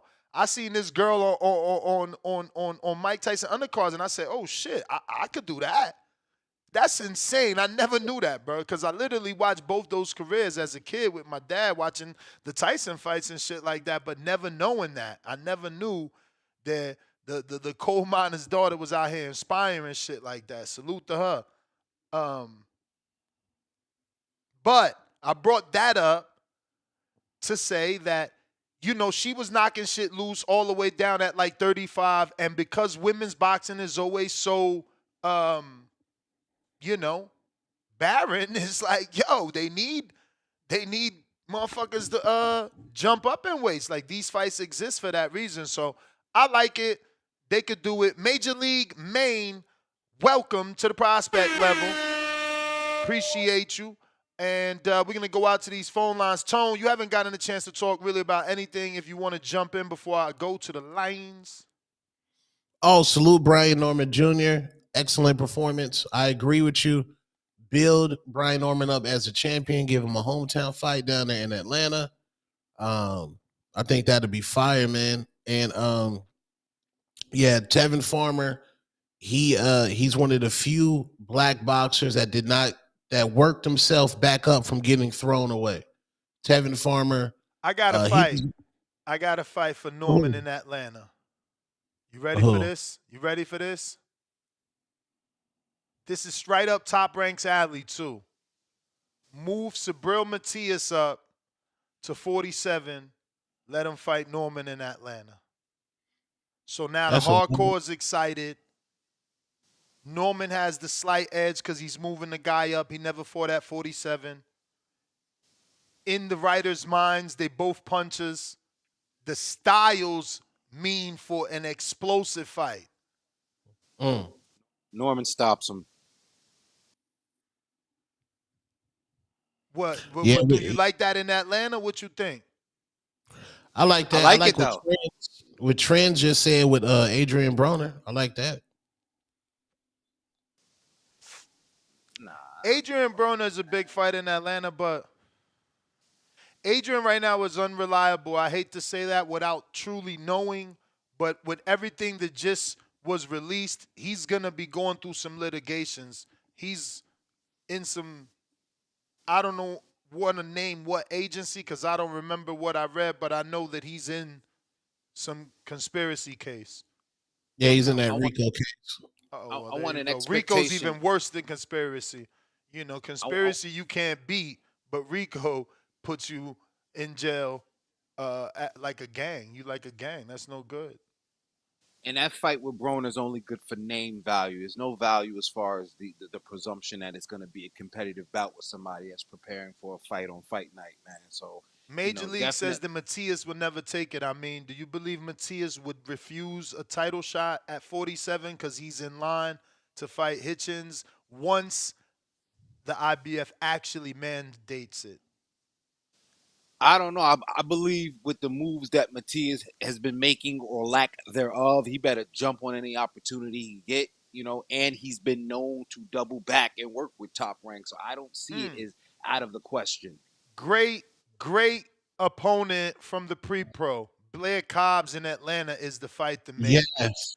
Damn. Yes. That's The thing is, he ain't ranked. You can't get that off. WBO, if they don't like you, you know how it goes. Because I know Alex is going to say, oh, well, get the hell out of here. Charlie Suarez not ranked. Yes, you're right. But if they don't like, oh, Blair is number 12. Let's fucking go. That's the one. Voluntary defense with Blair. But the thing is, I think Cuevas was a voluntary.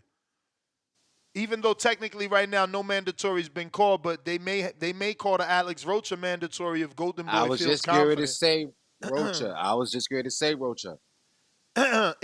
If Golden Boy's confident though, they know what happened with Stantilian and Rocha. Do they really want to put Norman in there with Rocha?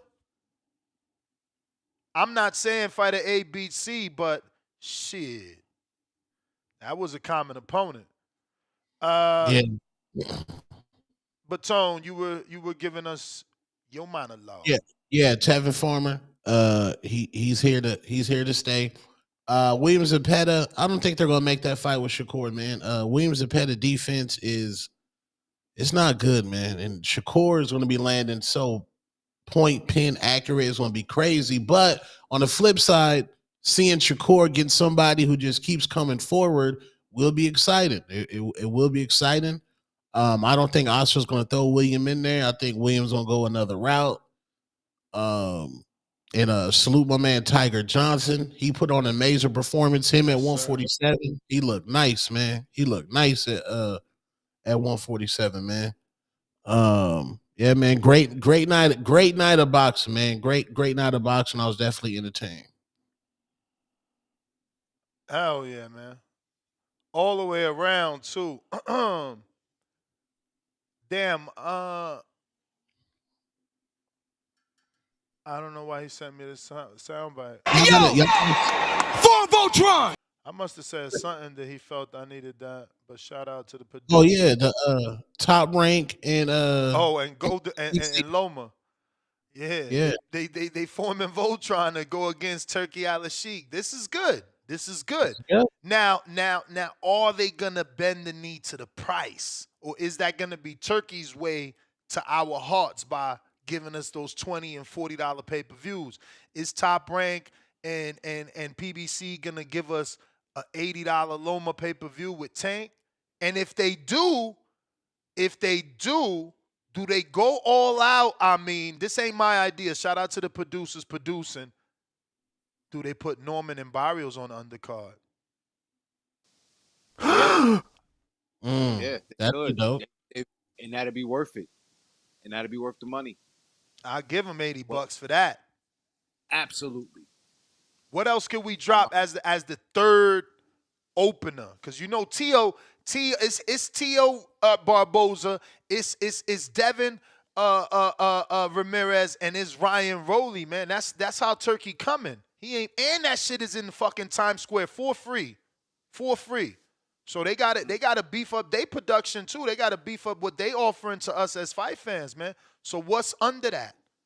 They can't be no doubleheader. Fuck all that. Give us that Tank pay-per-view from last year. What was it, Tone? When it was like Boots on undercard and Rashidi on undercard. Nah, give us some. You know, it was also wasn't my man from Joe Pila's boy. You want payday, Andre? Andre was even on that Tank undercard. Boo Boo's on there. Yeah, that's a lot. Go back to that. Go back to them days. You know what I'm saying? Is there a chance that Caleb Plant will be fighting a top rank fighter in his next bout? May 31st is his date, right? Right. Let's look. He's at 68. Could they do the Christian and Billy fight with Plant? That would be a big fight for Christian and Billy. Not for Plant, but for Mbili. Big fight. And Billy's ranked number 1 in the WBA, and Plant is the interim WBA champion after his last fight. So that's quite possible. Then you got Beck the Bully, but that's with Golden Boy. Lester Martinez, but that's with Pro Box. So Darius Fulgham also with Golden Boy. Berlanga, free agent. Pacheco, Matchroom. PBC don't got nothing in the WBA. And Top Rank only got Billy. Junior Johan is there, and that's been the rumor. And shout out to my guy if he gets it, and his dad, you know, and Paulie, man. This Paulie's fighter. Edgar Berlanga. I saw you just skip over Edgar. You just No, you must have had that whack, cheap Arizona Maryville fucking internet, because I clearly said Edgar Berlanga. Everybody heard it but you. You kind of said Edgar that. Berlanga free agent. I said Edgar Berlanga free agent. You just a hater. You obsessed with Berlanga, man. Just say it, bro. Ness, you right. You know, he rubbed off on me, and I really fuck with him. I wish David dressed like Edgar. Keep it real. Keep it real. Keep it real. Yo, since you brought up Edgar and it's Ness with the mess, did him and his girl break up? I mean, because I know you follow everybody girl. I don't do that, but you do. So did they break up?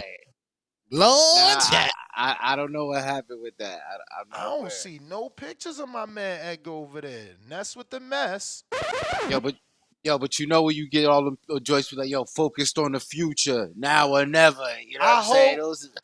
I hope it's this type of situation, because I love power couples. You know, I bring up Kathy Drayton and her man Luther Freeman. They both work every day to have perfect bodies. And they both understand they gonna get lust from their fans. So it's not no hate thing. So maybe that's what they doing, because Edgar's also trying to look like this billionaire playboy single man, right? To keep the ladies cheering his name, because there's a lot of ladies at his fights. If you've been to the Caribbean Royale, there's women there. There's women there. So I don't know. Maybe it's a power couple play where they both, like, you know what I'm saying? Kind of doing less with the together pictures to keep their brand growing. I mean, that's what you do. You get money. You upgrade your woman. He blowing through that bag. Left the woman that been there when he was broke. I mean, that's what you do. I mean, upgrade. Man, he trying to get one of them Puerto Rican female rappers, Puerto Rico female R&B singers. Okay. You saying upgrade like that, like someone on a different financial bracket. Right. He's trying to get status. You might pop out like a Becky G, like a Becky G or something. He fucking pop out with Gato G and it's a rap. He pop out with Gato G, it's a rap, man. Who? Did you see me and Edgar giving out food the other day? Me and Edgar giving out food the other day. You and if you don't knock it off, you all the way in Phoenix. You all the way in Phoenix. Oh, you didn't see it? Y'all didn't see it? He was like, yeah, me and my man Two Tone, we giving out food. They was in the back of the cyber truck giving out some of that Puerto Rican's finest. We lit out there. He said my name. You funny. For real. It's on his IG. I was watching Alicia Bumgarner ride her bike and be on live. That was pretty dope. I wonder, like, where she was at that she could go live on a bike and it wasn't like messing up. She had good service. She in Houston. Okay, that was good service. Shout out to them satellites in Houston. Yeah, she was in Houston, man. She be going on walks by herself. She said, I don't care. I'm covered by God and I'll put hands on somebody. Yo, we let me see, make sure my title says it, because I did put news and notes, right? Or I only put weekend recap, but I meant to put news and notes. I probably had to take it out to put in the Tank Loma situation. But this is part of those news and notes that, now that we got some panelists we could talk about. The Fatal Fury card in Times Square. Eddie Hearns confirms that May 2nd Fatal Fury event will be exclusive, invitation only. Invitation only. So, just media, VIP guests, celebrities, everything else, you just going to be out there barricaded. So there will be some seats, but you ain't getting none. So no tickets for fans. And Eddie confirms that, right? Then I think we got this. Nope, this. Ryan says if he loses the Rollie, he's going to jail with Diddy. Your boy is becoming a comedian these days. And we also got the Aegis, saying that right now a full Lomachenko would be the best opponent to fight Tank. And this was March 18th, but then you got Bob saying this not too long ago, yesterday, I believe. This went viral on Twitter. We're talking with BBC, and we'll be making fights with them. Is part of Turkey, Al Sheikh, and the new is part of that prompting you guys to work together more when in the past you may not have. That is correct. So obviously I fast forwarded, but he said Tank Davis' name, but you know how it go. Fellas, thoughts on those couple little news and notes? Well, look, Tank, Loma, PBC, and Top Rank, the Voltron, which I think, real deal or fake? Listen. Bob Arum is Prop Joe. Al Heyman is Stringer Bell, right? And they gonna try to form the co-op, right? It's Kid Turkey is Marlowe. It's only but for so long. We're gonna see how they can work together. We're gonna see how long they can hold out. Yo, before you answer, because this is an alley-oop for you, Tone. Is the old man about to be the oddball out? What do I mean? Seaeda's on the zone. Michael Goldberg Boxing Insider's on the zone.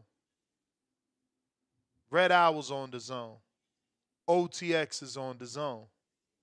Golden Boy's on the zone. Frank Warren, Matchroom, and then hella fucking global promoters that we never fucking heard of. Is Bob about to pivot after signing his Riyadh deal, having us think he's going to the zone? And is he going to Prime? Tone, I'm going to you because you're the one claiming he was sitting next to the Amazon Prime CEO. And this comes off the heels of the interview I just played where all of a sudden now he's saying, well, if it's Tank Davis, yeah, we want to make that fight. And him and PBC going to be doing business together. Does this mean Top Rank is going to Prime? Like they got to deal with Prime? I think so. Jeff Bezos was at the fight yesterday with his lady sitting next to Bob Arum. Nobody pointed that out. I think Jeff Bezos is interested in, looks like women's boxing. He was at a women boxing where they headlined the event.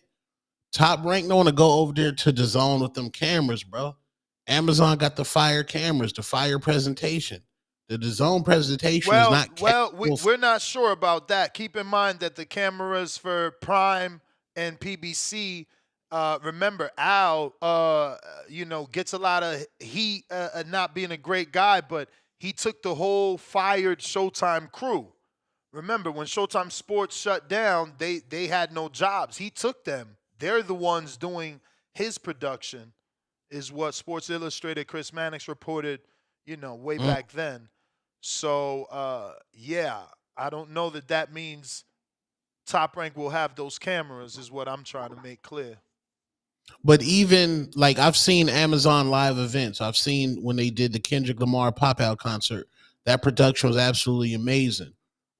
Even the first Kendrick concert Amazon did the production on. Their cameras is just on another level when it does live events. And I don't think Top Rank wants to sacrifice that quality. And again, I'm just pushing back here. Food for thought.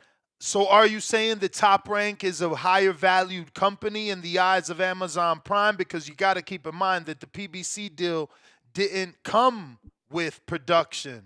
It didn't even come with promotion. It looked like a distribution deal. When they get a good fight, they get to be on Amazon Prime. I think if Amazon can cut a deal with Bob Arum and say, hey, can we stream the old fights on our platform, them old Top Rank fights on our platform like we do old PBC fights? The Top Rank catalog is, I would think it's more expensive than the PBC catalog. I think the Amazon Prime viewers would love to watch old Top Rank squabbles, Manny Pacquiao fights. If that's the deal they can cut for the catalog. Top Rank catalog's crazy, bro. It may be crazy, but let's ask here on the panel, how many Top Rank fights have you gone back and watched? Let's say in the last year, can you remember the Top Rank fight you went back and watched? It's fresh for me, Sandy Ryan, Michaela Mayer, but that, you know what I mean? That I don't know, did I watch any other ones? And I certainly didn't go back and watch any classics that I can remember. Me, I'm not really a go back and watcher, but the last one I did was Devin Loma. That was the last one. I certainly watched that. So I'm in that boat. Yeah. Estrada Valle. Estrada Valle, you went back and watched? I'm not in that boat. I'm not in that boat.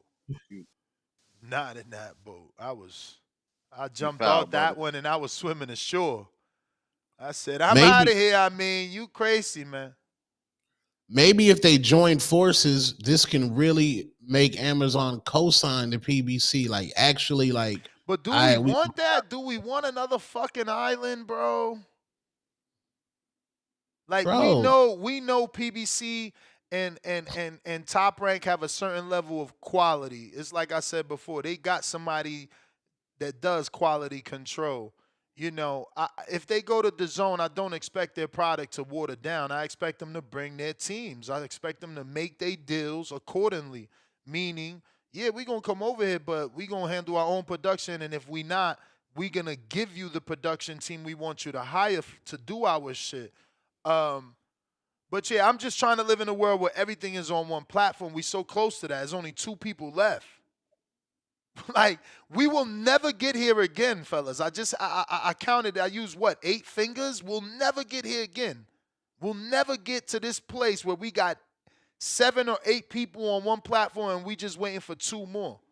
Like, this is, you know, we need God to move these last 2 mountains, man. We really do.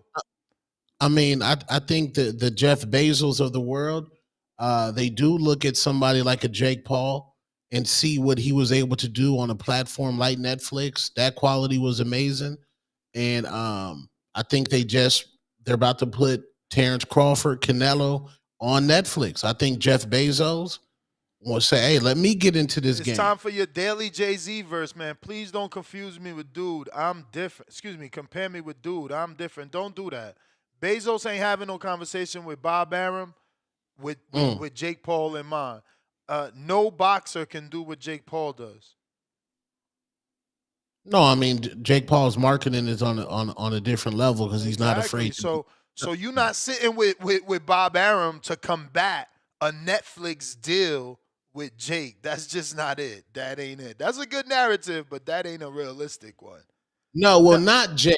Netflix. Let's throw Jake out. Because yeah, but again, then Bezos ain't as smart as we think. If you think you about to get Top Rank on Amazon and that's gonna somehow combat what Netflix is doing with one-off boxing events that is bringing in 80+ million views, bro. It's not the same. They picking and choosing big shit. They not just going with some developmental, you know, mindset. They not trying to build the sport. They picking the big spectacle fights. But think about it. Maybe not to combat, but they looking at it and say, let me just get a piece of that. You know, in addition to what Tone mentioned about the catalog, they just, yo, that boxing shit work on these other streaming platforms that are not sports affiliated. Let me just get a piece of that. Let me bag up a little something to stand outside. They over here copping anyway. Let me get a piece of that. Imagine Amazon says, all right, man, we'll open up our marketing budget to promote Tank versus Loma. Hey, that's a different level than what because PBC right now, they marketing right now is they nickel and diamond. They cutting corners here. Let's not have a big press conference. Let's just throw the step and repeat in the background. Let's do a Zoom. Let's do a Zoom. They nickel and diamond over there. Yo, you funny as fuck. We got Jaywalk, $2. Blair Cobbs, him and Senior. They'll sell it. Yes, sir. COE Films, $2. Y'all wildin'. Norman needs smoke. He already built. We talking about building him into a draw, but I hear you. Malcolm Flex, $2. Throw in Johnny Beck, Adames, Laura. Lara. Crypto Brandon, $2. Take best female boxer versus best male boxers equals MB win. What the fuck is he talking about?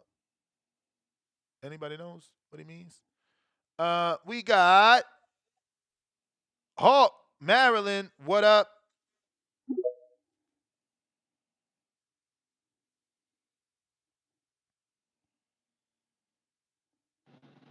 Yo.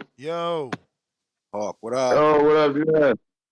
Hey, what's going on? The King and Two-Tone in there too, huh? Yep. Yeah, he stepped away. He in the building. Oh, okay. What's up? All right. Hey, man, Michaela Mayer, I was telling you that girl's bad, boy. I love that Michaela Mayer. But I saw her and Carissa talking yesterday.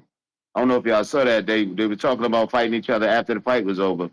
Carissa told her she'd go to 54. And, they agreed that they would do that, at 54. That's as low as Krista said she's going. You know, right there on camera, they agreed to it. And I asked them, with them being so close to friends, whatever. And both of them said, "No, we cool. We got to zone out and get back." And Chris was talking about how Kayla caught her one time to the body when they was messing around, so they had to stop. Carissa started to get serious about it. So, but she said, yeah, she clipped her to the body, but they was messing around one time. But nah, man, I don't think. I believe that's a good fight, but she's not gonna be able to do what she did with Shorty, but no Carissa. Carissa too agile, and you can tell Carissa watch tapes when she fight. Her fights always start off the same way. Her just looking way better than her opponents, like she study her opponents. You know, she don't just come out there and fight. But Michaela Mayer, I love that girl. I don't know that she would be able to throw any type of combinations like that with Carissa. She's much faster. She moves better. But I don't got nothing bad to say about that fight. I just don't. I don't know. But plus, Carissa dropping down to that weight class. So we got to see. Carissa got to fight this summer in the heavyweight. So you know. But that Zepeda, not Zepeda, that joint we was watching last night, man. What happened to damn Zepeda fight? Yeah. I can't think of his name though. Who's the dude Zepeda was fighting? That's what I'm talking about. Evan Farmer. Yeah, he wasn't all there. I don't know. He might have had his best. He might have already had his best fights, man. He might already had his best. So you know, I was rooting for Tevin in there, but you know, I don't know. What y'all think about that one? I like what Tevin did, man. I thought he was going to get stopped at one point, but he bit down on that mouthpiece and he started cooking Zepeda, man. He was cooking Zepeda. Okay. I missed the last 3 rounds on that fight.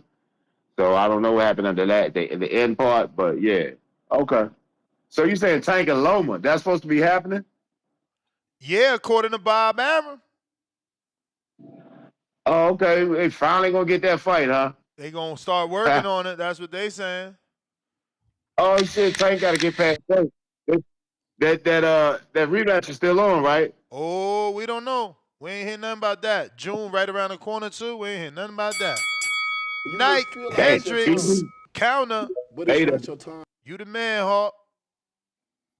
Did you see Jake Paul and Logan Paul Times Square? I seen some video with him and his baby, right? Like Logan baby and Jake. Was that in Times Square? No, they they were promoting their new Mac show at Times Square, and then they basically hosted Times Square. Nobody was there. Got me? No, I didn't see it. We got you, Knight. Send the link. Okay, man. Shouts out to the Boxing Voice, man. Shouts out to y'all, everybody. So with the Tank and Loma talk, man, that spoiled milk starting to reheat up, ain't it? What is turning to yogurt now? The fuck?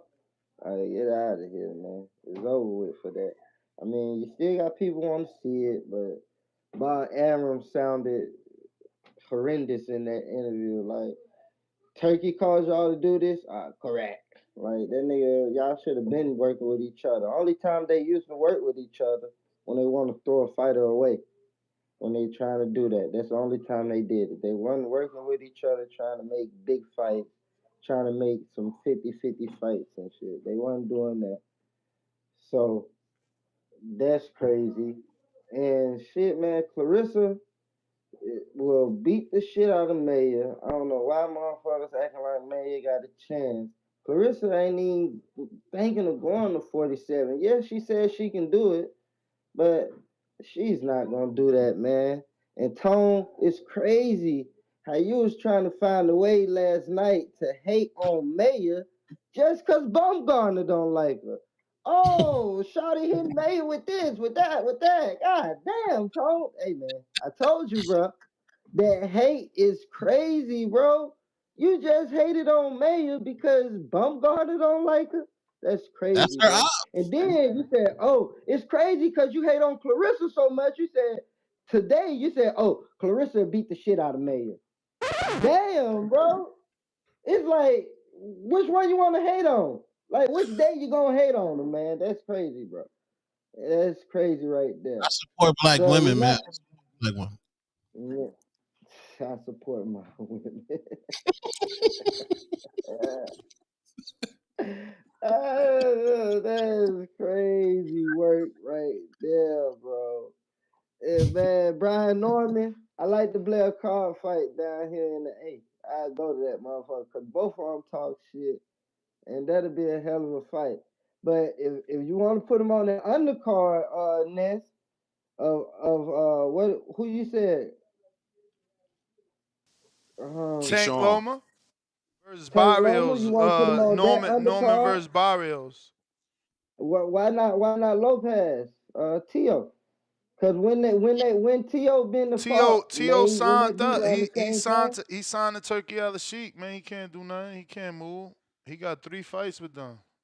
He signed a 3-fight deal. He Remember? got a deal already. Okay, he Oh got a yeah. deal in I place. think he got a $30 million deal for 3 fights. Okay. Well, he can do that. But yeah, okay. So yeah, I like the Barrios. But didn't Tank fight You may Barrios feel in like it's Atlanta your time, already? but it's And not for your time. Tio, I feel like for Tio, that's great money. A dude that was making 2.4, you go all the way up to 10 per fight. That's banging. And he's salsa dancing every Friday.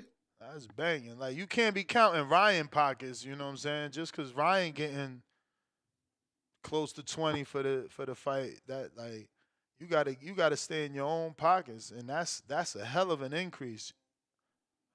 That's a hell of an Yeah. increase.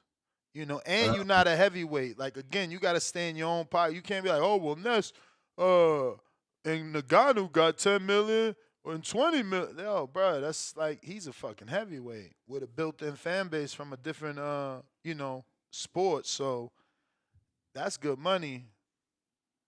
That 30 Yeah. that T.O. claim he getting. You know, he the one claim that though. But so does Ryan. Ryan claim he getting 20, right? For his fight. So, you know. We got Suleiman the Scholar. But yeah, I say that about the Jake Paul Logan because what if nobody show up to this Ryan Garcia I mean, Devin? the video. Go ahead, Hello? Suleiman. What up? What up? Yeah, New yeah, York boss, City. boss. Everybody's avoid. Yeah, good morning, brother. Listen, the fight that they're avoiding is that Jin Sasaki fight. He got to fight the Japanese killer Jin Sasaki, bro. He's the #1 contender for the WBO. He's the #3 ranked fighter for BoxRec in the welterweight division. Everybody's avoiding him. He's a big draw in Japan. The guy got to be big in Japan. He got to go to Japan, defend his belt against Jin Who? Sasaki, man. Alex Rocha Brian is the Norman number Jr. one. Alex Rocha is the number one. Yeah, but yo, he got to go fight the guy in Japan, man. The guy in Japan is a big draw. He got to No. go get that fan appeal. He'll I go mean, to if he, Japan all day. He'll go to Japan all day if the money so why right. that fight's not make? Why he not making that fight? That's the big draw in the welterweight division. The big draw is Jin Sasaki. Suleiman, you want to wake up? You want to wake up Tuesday morning at 5 o'clock to watch Brian Norman Yeah, and Jin hey, Sasaki? to watch Brian Norman fight. I mean, if they could put money on his plate, but that's real good. Give him a good payday, and he could defend against the WBO Asian champion or a highly ranked fighter, a credible fighter that's a knockout This artist. is not the I'm guy just that's saying. gonna be. This is not the guy that's gonna be Brian Norman. FYI. Let Jin Sasaki bring his ass over here He's so a we can puncher, bro. watch it He's on a bringing a Friday puncher or Saturday champ, man. night. He's a Bro, Holmes. Norman is That's the all. real puncher. Norman is the real puncher. Nobody want to Okay, wake so up let Tuesday him prove morning it to to me, watch bro. that Let him shit. prove me. Let make the fight in Japan, man. Make the fight in Japan. Let him Hey prove yo, it to look us. how much We want to bigger. see him, Hey bro. yo, look how much bigger he is than Brian Norman. Oh shit. Make that fight happen, man. Make that fight happen. Shit. Jin Sasaki Was against this this guy, man. last The guy has night? a 94. Hey yo, this The guy motherfucker has a showed up to the fight last night. Yeah, he Which pulled one you up talking on about? He you. showed up. He He got- showed up to he the got- fight with a fucking Dragon Ball Z fucking who's the Ninja He got the Turtles same fucking jacket. enemy? Who's the Ninja Turtles Shredder. enemy? He got a Shredder jacket on. What the fuck? Hey yo, Norman. Nah. Thank you, Suleiman. You made me go to this motherfucker's social media. He next, man. Yo, boss, He that's next, the man. top draw, boss. Nah, Respect, brother. Thank you, brother. Thank You can't show up to my fight wearing a Shredder outfit. Hey yo, he big as hell next to Norman. What the fuck? Is he elevated on his side? Bring He it Can you back. make that fight happen, brother? Can you talk about it here on the show so they can make that fight happen? That's the fight we Holy want to see, man. shit, homie, In big. Madison Square Brother, Garden. could you make that fight happen? We We wanna trying, see we that fight, man. trying, we trying. Oh, he did a Jin press Sasaki, brother. conference. He did a press conference. Oh, I gotta hear this. Does this guy audio? Japanese first welterweight world champion.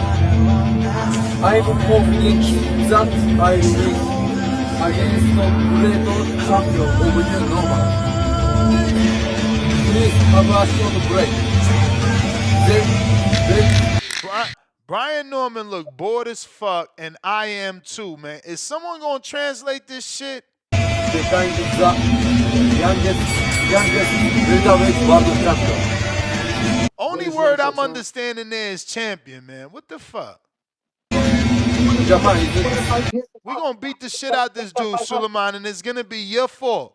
We gonna beat the shit out this K-pop star, and it's gonna be your fault. Damn, K-pop So is that guy beat wild. the punch his 94 knockout ratio, brother. He got a 94. 94% Bro, knockout who he ratio. fighting? Who he fighting? We about to check his box right now. It's on. He got two. It's He got on. two regional He titles, fighting man. foot Hey, yo. He soldiers got the with W Hey, Splinter. yo. Asian. Hey, yo. Tell Shredder we coming. Okay? Tell Shredder we coming. Yes, All sir. right, gotta Yes, go. sir. But listen, Jin Sasaki. We want some Sasaki and sushi too, man. We gonna fuck you up coming up to the fight like this. So this in the top ranked plan. They ain't doing all this extra shit. They gave this man a fucking press conference, bro. Ain't no way this fight not next. We ain't even know. That one slid right by us, man. This dude at the fight, top rank, held a little side by side. Jolene Mazzone, who is the co-manager of not co-manager because she's like the VP, and I think Adrian is the owner of Fighters First or whatever. Son's there, you know. But the point is, she the one told Brian, like, oh no, say hello to Jin Sasaki. Yeah, big money. You know, So he think he gonna land this shit on my man Norman. That's what he think. Hey yo, I'll take it. If this what y'all want, this the dude y'all want to see die next, it's all good. That shit slow. Slow. He taking pictures. You seen that right hand? He took pictures. He think he Miguel Cotto. That's when he gonna get hooked for taking pictures. All pads sound loud. All pads sound loud. Oh, he got look. Hey yo, so this dude wore his ring outfit to Brian Norman fight, because I'm pretty sure we about to see his little jacket on right here. Look, Shredder walking to the ring. So he wore his ring outfit to the Brian Norman fight. Look at him, y'all. Yeah, don't let Ness stalk your internet, man, your Instagram, because we look. Hey yo, he's a K-pop star, man. Look, he dropped the mic too. Oh, we about to beat the brakes off this guy. He think he a star. He think he a star. We about to beat the brakes off him. Norman! y'all know Let me text the Normans, man. Let me text the Normans. They ain't drinkers. Top rank in the NOA business. Yeah, they in the NOA business. Yeah. But the Normans, So- they should be up, because I know they not drinkers. They up. Why can't we get NOA and Saki and Norman on the same card? That's a big card right there. In China, what's his name? The Saki bomber nigga? Jin Sasaki. The nigga we just talking about, the motorcycle. Yeah, that yeah, nigga. yeah. Yeah. With that Sasaki. on the card. Andy Haruka. Andy Hirota. Bad. He could come over too. Yeah. Bring Triple G out of retirement, man. Nah, bring Ryota Marota Corolla too. We gonna beat them all up, man. Don't matter to us. Don't matter. Treese, what up? He looked like a K-pop star, man. We gonna have to see him. Yow. What up, we though? hear What you, up, we though? hear you. What's good, man? Why you hating on Jin Sasaki, man? That guy, you know, that could be a good. I like that fight for Brian Norman. I ain't gonna hold you up, but I'm with Two Tone. I like you put it too. I like it too. Norman We gonna beat on the him. NOA card. Yeah, man. When Angelo Leo's supposed to be going over there to Japan? I know he's supposed to have a fight over there sometime soon. Shit, fuck around, pack up Brian Norman. Shit, put him over there too. Pack him up, put him over there in Japan with Jin Sasaki. Only one getting packed up and rolled up is Jin Sasaki. Hey man, I'm saying, I'm telling Brian Norman to pack his shit, pack your bags, nigga, get on the road. Let's get to Japan and beat him up. Shit, put hands on. What up? Trees. No, salute you, Mid Mafia brother, my man. Tiger Johnson, Midwest Mafia was cooking last night. They was in a bag last night.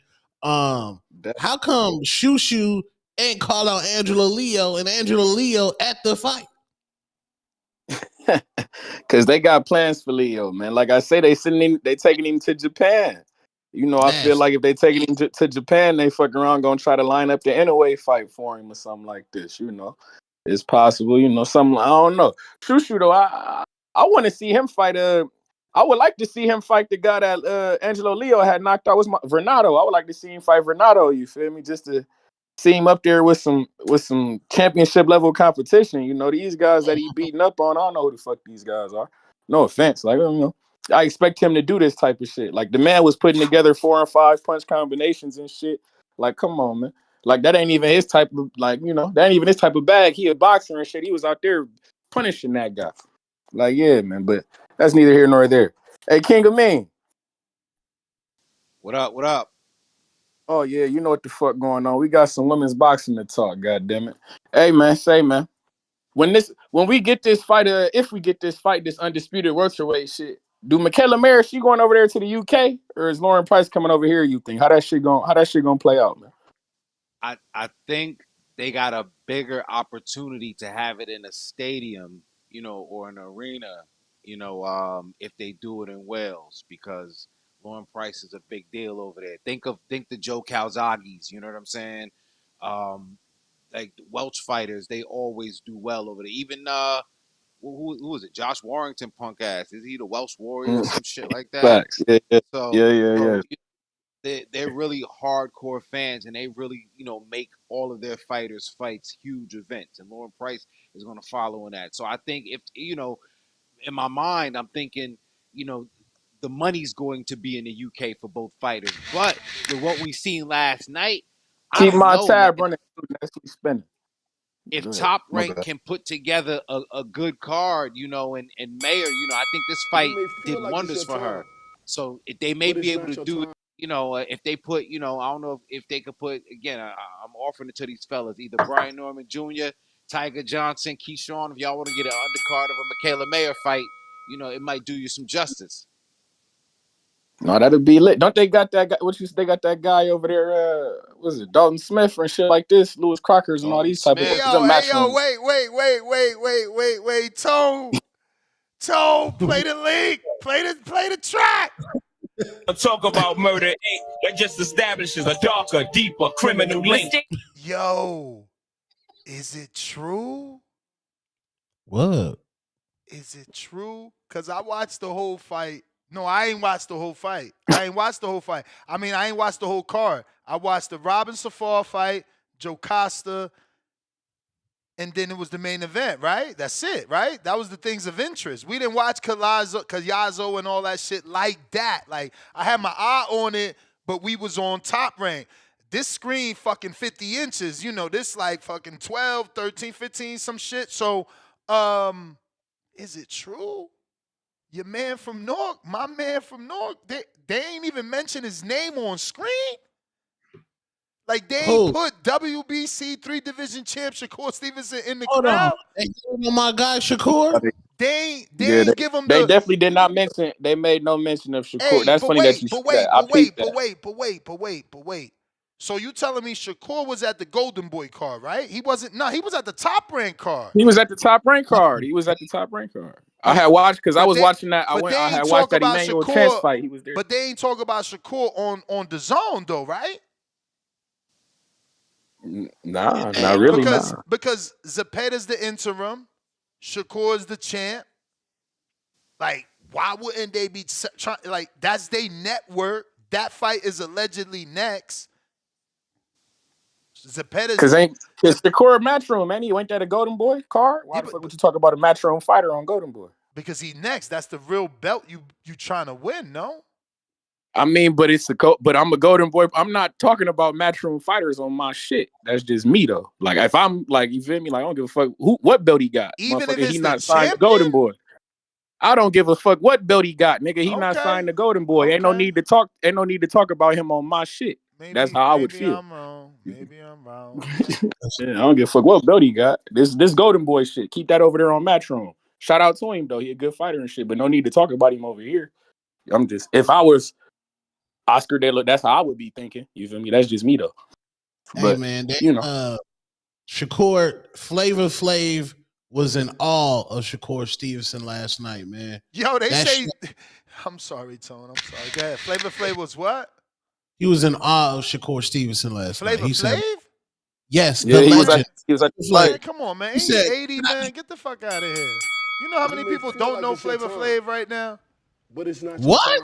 What? What? Everybody If know you- Flavor listen to Flav, me, bro. listen Even to if me, the listen to young me. niggas know him from the Flavor of Love show, Nah. the older niggas know him from the If music. motherfuckers ain't know Ferris Bueller's Day Off, they don't know Flavor Flav, man. I'm being Man, real. they know Flavor Flav, They bro. know Flavor Flav. They know that clock. And that's just They know compared to that Fact, show. you know that clock. Ferris Bueller's Day Off, yes, I compared him to motherfucking Flavor Flav. I'm about to ask AI what's more popular, Flavor Flav or Ferris Bueller's Day Off. You about to be wrong as hell. You about to be wrong as fuck. We about to be fucked We about up, to baby. ask. We about to ask AI. Fuck all that. Flavor Flav, a 1990s hip hop artist with the group Public Enemy. Go ahead. yeah, man. Get off that AI shit, man. And then that Flavor of Love show, he had the young niggas involved in that. You feel me? Even the young boys came up watching that shit. You feel me? Yeah, man. Flavor Flav, yeah, he an icon, bro. But shout out TBV, shout out Toledo, Ohio, and shout out Tiger Johnson, man. I liked what you did out there. You feel me? Prentice Brewer, you getting him right. You feel me? All these guys moving up to 147. Tiger, we in the mix, goddammit. I love to see it. Shout out to the Midwest Mafia, man. Y'all be cool. Salute, man. Damn, they hated on Shakur. Boom! I told y'all, bro. Shout out to AI. They play 0 juegos, man. Oh, damn. I have to totally connect it in order for it to play. Nah, stay off that AI. Nah. That shit was Nah, you hating. And as a television personality, has a dedicated fan base, especially within hip-hop culture. However, Ferris Bueller's Day Off is a classic film that has achieved iconic status since its release in 1986. It is widely recognized and loved across generations, often referenced in popular culture. While Flavor Flav has significant popularity in music, the movie likely has broader recognition and influence in mainstream culture. Overall, Ferris Bueller's Day Off may be considered more popular, especially in terms of lasting impact and cultural significance. Thank you. Cultural significance, bro. Let's go. Shout out to my assistant, bro. I'm not even going to tell y'all what AI I use because I don't got no deal and I don't want y'all to think I got one and then be like, ask me, oh, I don't got no link or nothing like that. It's an app on Apple and that shit is fire, bro. That shit is fire. It's too much AI, bro. No, you Stay mad. off. You mad. Nah, bro. You mad. Nah, man. You afraid for me to ask AI right now who's more popular, Tank or Ryan? You scared. Oh, let's run that. I want to see. Let's run that. You said stay away from AI. Now you want to run it? Now you want to run it. You see how I mean? Let's run that. Now he want to run that. Let's run that. Who the real A side? Who the real A? Rayochenko.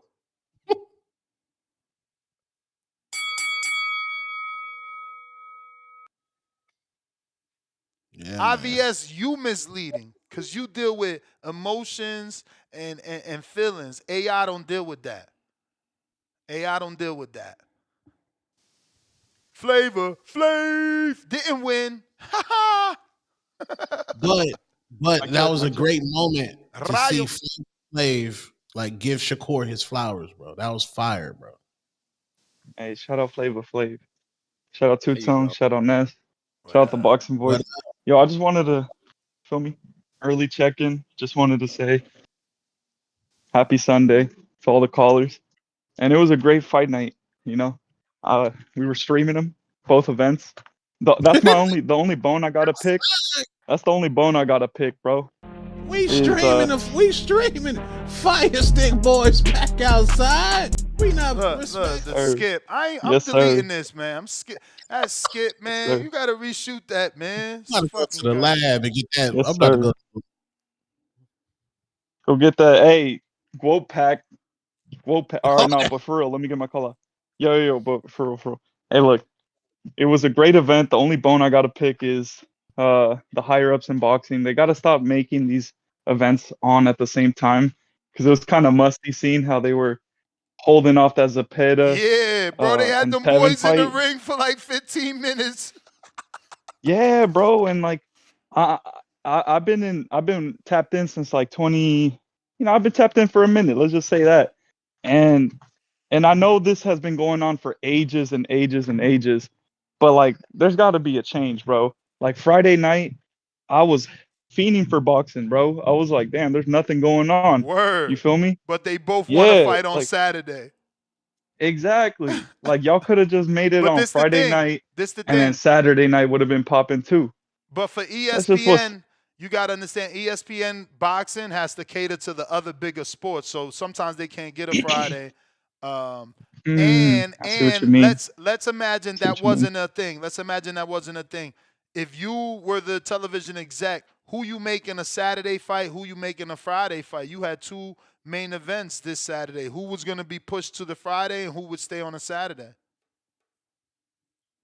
Yeah, I mean, in my like boxing world, I would have put the Zepeda Tevin Farmer on a Friday, and then I would have had that I need to Saturday know show on the why. Saturday because that was I need to know why. That was like I think for the main some events, or I think the fights on the top rank, like specifically the top tier, like the top tier fights, they were more prestigious versus the Cancun fights, bro. We know what it was. Pepe Gomez, we know what it was. Like I don't want to fucking get a price on my head now, but we know what it was. It was mafia shit. Like you feel me? It was 60-40 fights. It was like literally some sketch shit. Like salute to Tevin Farmer. Like he went into the Lions Den. Like that's why I was rooting for him. I was hoping he was gonna pull it off. Like salute to him. Like y'all think Ryan Garcia's on Austrian? Imagine what they let William in with, bro. Like I'm telling you, like I would have never stepped foot in Cancun. I mean, I'm just saying, like, man. But those cards are sketchy, and that's all I got. I mean, kind of threw me off track, but basically, I was just trying to say, hey, great night of fights. Shout out Michaela. Also, that Clarissa Shields and Michaela fight. I'd rather have them stay friends because I feel like Clarissa's the type to hold grudges. Once they get locked in for a fight, oh yeah, they're never gonna be friends. So I'd rather just let's keep it neutral. Let Clarissa be the GOAT. Let Michaela stay in her lane. And let's just keep it like that. Shout out TBV. Shout out Two Tone. Let's go. Let's go. Real quick. You know what time it is. You know what time it is, Two-Tone. Hey. So we out here in Miami and Wynwood. Hold on. What the fuck? What the? Hey yo. About murder establishes a darker, deeper criminal link. No, this ain't Two-Tone the superstar dropping 10,000 fire emojis on trying to be on Edgar's side now. This crazy, man. But we out here with my Two-Tone. We taking care of the homeless people, the less fortunate people. We feeding them good food. Come, big up for them, man. We out here from the hood to the hood, feeding the homeless. Gotta get back. Man. Give them water. Thank you. That's fire. What's up, This is family? shit I like this shit. Out the trunk with it. Uh-oh, look who there. BJ Flores, he connected to Jake Paul. This sound like a great Jake Paul opponent next. That's a big fight. Netflix, Berlanga, Jake Paul. Oh my God. Movie. Oh, look at my man. Salute David King. Let's go. My man Two Tone in them comments. My man Alberto Ochoa. Damn, look at y'all. Look at the hangout spot. Look at y'all. Y'all be acting like y'all don't like my man Two Tone. I mean Berlanga, but y'all deep in them comments, boy. Damn, it's two tones. This the one from the 305. That's the chef right there. Thought he was the chef up north till he got left up north. That's the that's the Puerto Rican two-tone right there, man. Yeah. That's the That's your cousin. I like that dog. That's the blueprint Tupac said, man. You got to get back to the people, bro. Tupac taught us the blueprint. Hey man, I tried to tell y'all who was a star. Now y'all learning, man. Hopefully more kids follow Edgar Berlanga blueprint. One lump sum, $2. Jin Sasaki want the smoke? Norman can get paid. Mr. Perfect, 13 months on a contender level. No, Tone. All them ninjas gotta come to the USA Vegas. No more Japan-ish. They gotta come over here. But not if that money right. Plus, Norman said already he want to fight in Japan. Shout out to that man want to be a world champion. I hit him up. He ain't up, though. I figured maybe they be up. Like, maybe you on some drinking coffee shit because you ain't go out partying, but I don't know. The manager was up. The manager was already back in his hometown, but he's at his son's baseball game, so he couldn't jump on. But when I asked him about Jin Sasaki, he said, yeah, he trying to be next. He ain't next, though. He trying to be next. Man, he got to be next, bro. Yo, look, Johnny from the Hangout Spot hit me up. He said, shit, at least you know I'm a Berlanga fan. Tone out here trying to become one now after all the hate. I'm nobody's fan. I support that, though. I like giving back to I like that shit. That's good promo, publicity. Good PR, man. Good PR. Yeah. That's lit. Giza channel, another 2. My bad, Ness. Alberto Ramos. I'm liking that Norman American flag versus Jin Sasaki. Oh, is that the Chinese flag? No, that's Japan. Okay, we was right. Adrian, $2. My dad, 55, and old school Mexican, and he knows Flavor Flav. Lord Mac and Cheese, the dream, $2. Tone, nervous. He gonna get replaced by AI. Ness, crying out loud emoji. No way, bro. Tone got too much swagoo. We got a fat $10 super chat. DB, is that David Benavidez? Let me zoom in on this guy's face. That David Benavidez? Nah. This guy looks like a good salesman, real estate agent, something like that. Nice suit. $10. Let's say Tank Loma happens later this year, and Keyshawn is set to fight De Los Santos. Now Zepeda has nobody else but Shakur, right? It would be a great fight to put on the undercard of Canelo Bud. I wouldn't say nobody else, bro. These promoters will find someone you never heard of, bro. They don't care. I mean, I don't know Jin Sasaki. I never watched them fight. Let me check if I ever watched them fight. I don't think I've ever watched them fight. So it's like, how many people don't know Jin Sasaki? You know what I'm saying? So I don't know. I don't know why Top Rank hasn't ever had him on a card. Like if they want to put this dude on a TV. He already got one loss by knockout too. He trying to be slept. And that was by Andy Hidioka, but Andy got power. He just slept Barroso too, right? Or Barroso?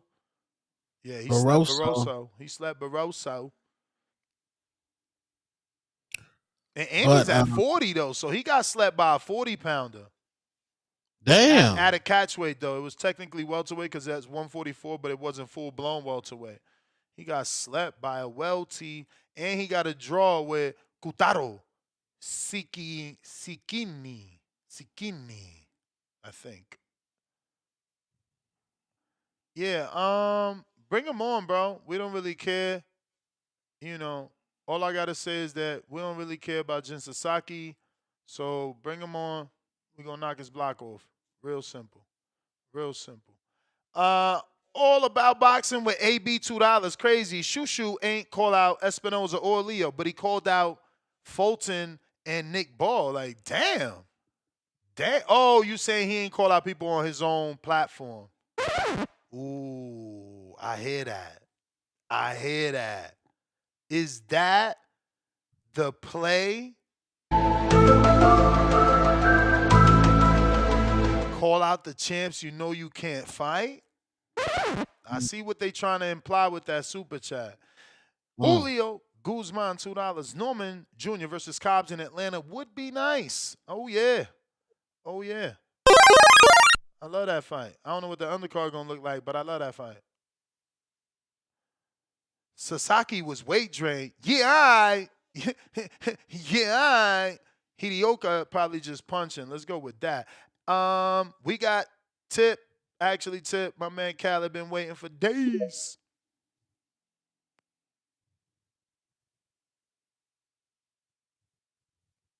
Yup.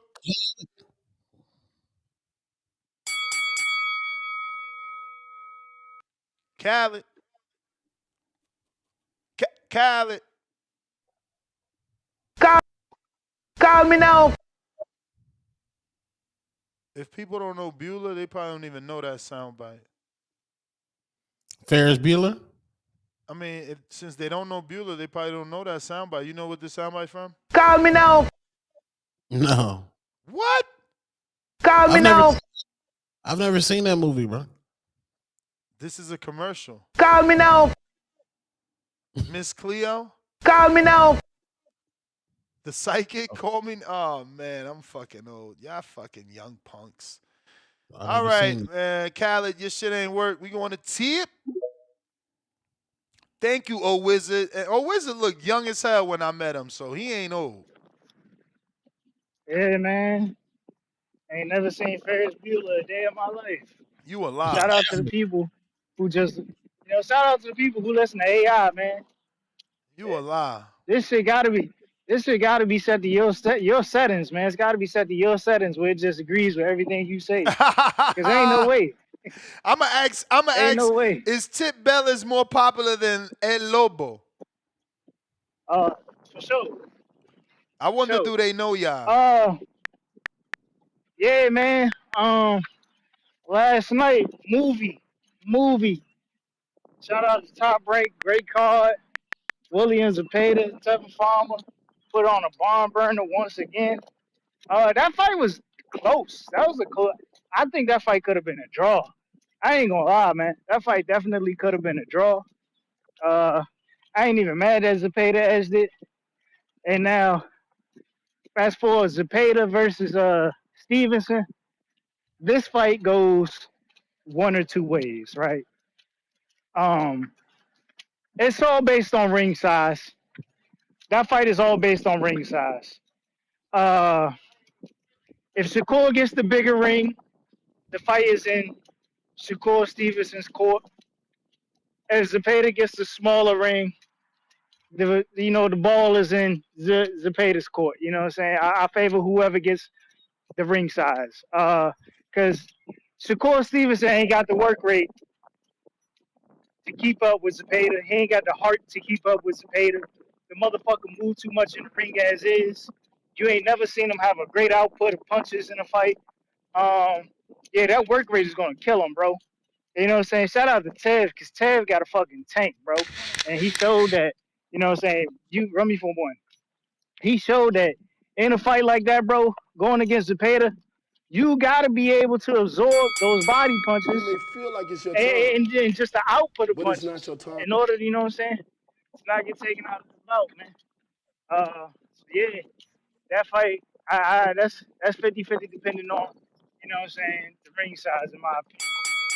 Because I don't see Shakur just going in there dominating Zepeda if it's a smaller ring, because he really don't have to worry. And like I said before, we ain't never seen Shakur in a dog fight. I've never seen Shakur in a fucking dog fight out of all 20-some of his professional fights, bro. Never. Never, not once. Another thing, man. Shout out to my girl, Ice Pick Mayor. You know what I'm saying? Came in there, poked up Sandy Ryan, did something crazy last night. You know, Alex Vega, shout out to you, man. But I told you what was gonna happen, man. You know what I'm saying? Experience wins. Experience wins all the time in fights like that. You know what I'm saying? Ryan, great fighter. She just, you know what I'm saying? When it comes to Michaela Mayer, bro, she got like 25 some fights. You know, that like she was champ for a reason. You know what I'm saying? She got robbed in 2 of her bouts. You know, yeah, man, she was just a better overall fighter.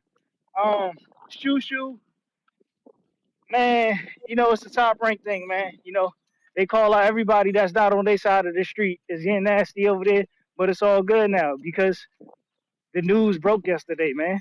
The news broke, man.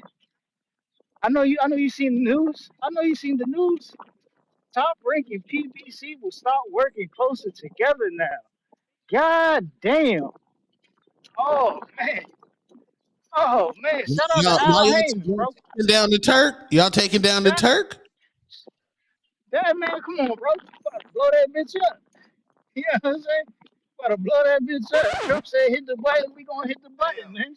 You know what I'm I think that's blow that considered bitch up. racist, yo.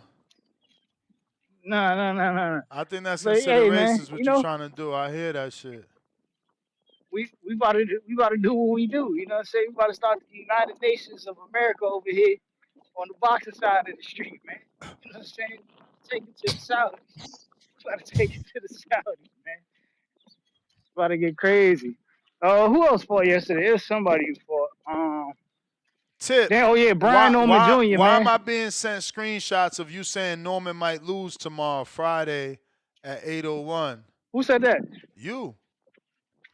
When I say that? We got screenshots. It's you. I ain't never say that. I You said also Norman might said lose. you also said I know Tiger. I ain't You tweet that. also said Tiger Johnson cannot punch at 8:05 on Friday. And Oh, he can't, then you bro. doubled down. That was a tailor-made. Then you Oh, come doubled on, down. dog. Then you doubled down at 8:05 and said just can't punch. But Johnson got the first stoppage over Vivas ever in his life. Run me for another. Nah, it's all right. Check this out, bro. I wasn't trying to No, sandbag. run me. I know you don't I remember feel the like it's things your you be turn, saying. but it's not your I turn. never said Brian Norman might lose. I don't recall ever saying that. You gonna have to send me that tweet. I said that? Bro, it's right here. Tip Bellis, 8:01 p.m. Friday. In the pre-pro. You said it. Oh, I did. I probably did. You know what I'm saying? You said it. Shout out to Alex Vega on your head. Sent it to me. But let's not. Hold on. Let's not act like fucking Derek Cuevas wasn't catching Brian Norman with a fucking left hook every time in it. In the first round. In the first round. So you know he got clipped. Hey, the first round's your best round. You better do something. And it's not his first time getting clipped. I mean, you know what I'm saying? He got clipped. He got clipped to the point where he didn't go down. But and remember, he got dropped versus Boca Chica. So let's try not to act come like on here Brian trying to be Norman. a Brian Norman fan now, because they watching. They know you said Norman might lose tomorrow. What are you talking about? I said he was gonna beat him. And I you see what told y'all I on the did? show I he was gonna laughed beat at him, y'all. Y'all see what I put? If it's blue, that means I did that. I put blue. Laugh out loud. This motherfucker crazy. He might lose tomorrow. I told y'all on the show he was gonna beat Derek Cuevas. You know what I'm saying? He was gonna knock him out. They would have had to go to the body. He did exactly that. He caught him. Yeah. On the show you say one thing, then in private you say you kicking his back and saying he gonna lose. Hey man. Hey, you know, I said they might knock each other out. You know what I'm saying? Depending on that's what I said. I know what I said. Because they both got punching power. Show me a text. And he showed early. Just type Show it me in. a Just type it text. in the bar. I ain't helping you because I Tell ain't see Vega to it. show that. And this whole Tiger Johnson thing, bro. Come on, bro. He fought a dude, another 40-pounder. You know what I'm saying? That's already been knocked out. Never been knocked out. Don't do that. Don't do that. Oh, You're a hater, bro. Lord to the mercy. Lord of mercy. Hey, we not about to sit here and hype up Tiger Johnson like he got some newfound power beating up, broken up. Bro, he looked amazing. Y'all do this. Y'all do this with every fighter that moves up a weight class. Oh man, he got a knockout. You know what I'm saying? Man Oh, looked he got the newfound power. phenomenal. Come He on, looked bruh. phenomenal. Get the fuck out of here, man. Oh, There wasn't nobody. He wasn't in the ring with nobody. Of course he gonna look phenomenal. He been in the ring with somebody that never been stopped and is a common opponent with hella people. Viva's been in there with some names. You want me to go Come through on, them? Hold bro. up. Hold up. I got you. Bruce Shushu Carrington, Enrique Vivas. He got 4 losses. Out of them 4 losses, let's go straight to that. Ruben Villa, good fighter. Villa. Okay. Next loss, Edward Baez, good fighter. Next loss, Joet Gonzalez, good fighter. And the final loss, Bruce Carrington to stop him. None of the other dudes did that. Cut the You talking about Tiger Johnson, bro? How you get Shushu fighter versus Tiger Johnson fighter? Go to Tiger Johnson opponent. What are you talking about? Oh shit. You right. Shushu opponent is the one that didn't get stopped. I don't know about Tiger. Yeah, he had 3 fights. He had about Hold 3, up, 4 hold fights up, that went hold the up, distance. hold up, bro. Hold up. We gonna find it. Let's go back to the Enrique Vivas. Go backwards. We going to Tiger for Ken. Oh yeah, but Kendo good. Remember Kendo gave Kenny Sims all he could handle his last time out. You don't remember? Yeah, in the last bout. Yeah. His last fight. Yeah. Literally a month ago. And Kenny more experienced than Tiger and couldn't stop him. And Kenny also fought him at welterweight. He fought him at full-blown welterweight too. That's why you got to give Tiger that credit. Kenny couldn't stop him. Kenny more experienced. Kenny was he is on the brink of a title shot. He was supposed to get a title shot after he beat that dude. What's that dude? That Russian name? I'll look it up. It's right here. It's a click away. Yup. Akhmadov. Come on, man. Kenny not a puncher. It don't matter. He did better than an experienced fighter. Kenny got fucking 25 fights. Oh, I guess. This is the bullshit about these fucking boxing fans. No respect. I guess, man. You fight a dude a month after he got wear and tear in his body. Now, of course. Whatever, Y'all gotta chill, bro. Y'all be reaching, man. A wear and tear on the body, Lord to the mercy. Now, if this was a championship fight, I ain't gonna go with the less than a month. You know I got boxwork in front of me. He fought Kenny Sims. Last month. He fought Kenny Sims more than a month ago. Ago. Bro, no way. What does it say? February what? 15th. The fight took place March 29th. That's a month and almost 2 more weeks. That's like 6 weeks later. Shout out to Kovalev and when he fought Canelo. You know that's what real champions do. That nigga trash, man. That's what that real nigga champions trash. do. Shout out to Kendo. Shout out to Kenny Sims. For touching up. You know what I'm saying? Kendo for Delonte Tiger Johnson, man. You know what I'm saying? Hate is real. I'm just saying, bro. Hate is real. I'm just saying. You a hater. They should have gave him a tougher opponent. You a hater. That's wild how I you guess, doing man. this. Why you Y'all doing be this? believing in these dudes, man. All of a sudden, Tiger Johnson got newly found power. We may need to test him. Bruh, he was struggling to get to 40. He a young kid. He like, fuck it. Let me go up, coach. And what they do? Go up and he's knocking shit loose. Why you mad? Hey, man, Pacquiao was knocking shit loose, too, until he got to, the elite level. Okay, well, let's see. Let's see what happens. I'm not understanding why you hating on these people. I ain't hating. Just telling you. Cool little fighter, man, but he ain't it. This quote-unquote newly found power, I just don't believe in it, man. He got to step up the competition again. It's going to disappear. Come on, you sound like you underwater, man. Come on, man. It's crazy. That's crazy. Y'all tripping out here. I don't know. You the only one tripping. Don't want to give credit. Brian Norman, man, they gonna have to do some work, man. I see some holes, man. Bro was in there leaping, playing leapfrog with the left hook. I don't know what the fuck he was on, bro, but I ain't gonna lie. Booster probably fucked that boy up, man. I ain't gonna hold you. Booster probably fucked that boy up.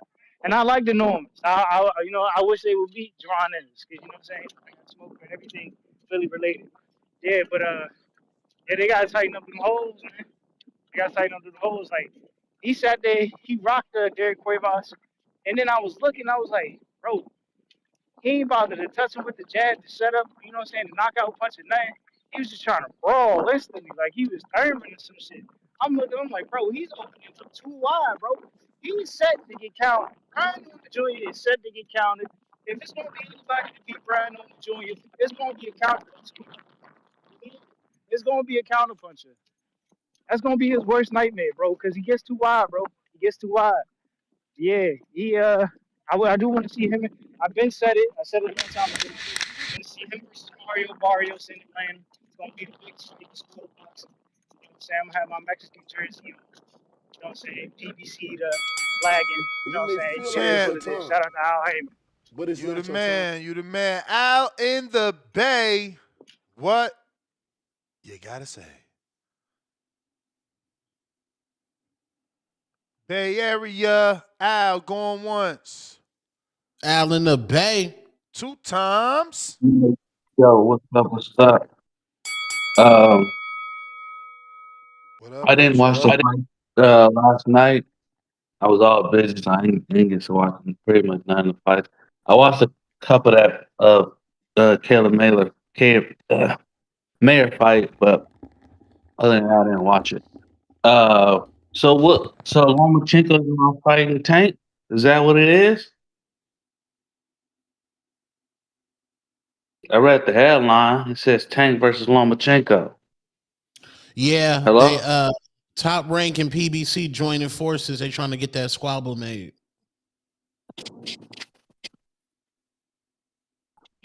So they moved Roach out the way? Well, Roach There's no said he signed and sealed for a rematch. Rumors is Roach is overpricing himself. I don't know. Come on, man. You gotta let Roach get that get back, man. He gotta let Roach get that get back. I don't mind the fight with Lomachenko. I just think Roach need to get his get back.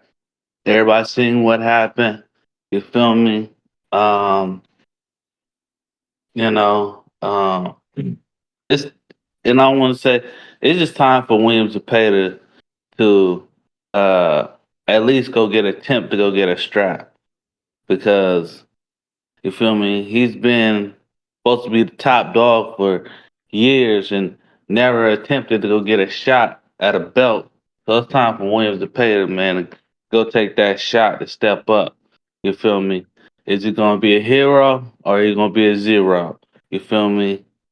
This catting around trying to fight this fighter, that fighter, and not gonna get a strap.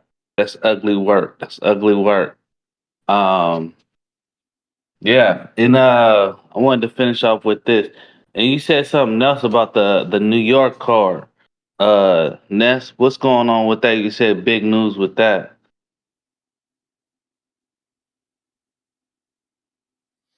Hello? Oh, there's no tickets. They not doing no tickets for that fight.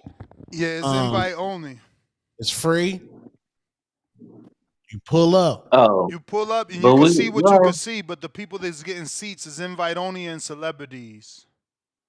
Oh, okay, okay. So now I'm assuming they wasn't gonna do that when they wasn't selling tickets. I'm like, I don't think they're just gonna have any random Joe Blow sitting in the front.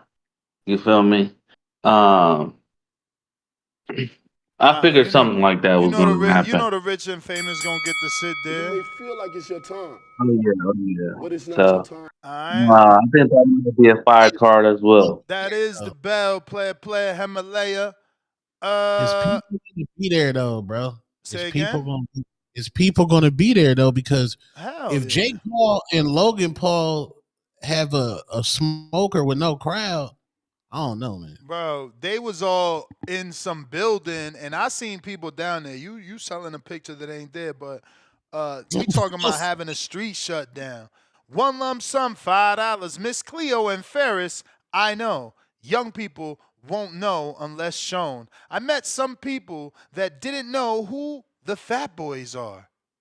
Voltron, I felt old. Damn. Hold up, man. You serious, bro? Shout out to Floyd. Yo! Form Voltron! Shout out to Floyd, man. He watched that cartoon, man. Khaled.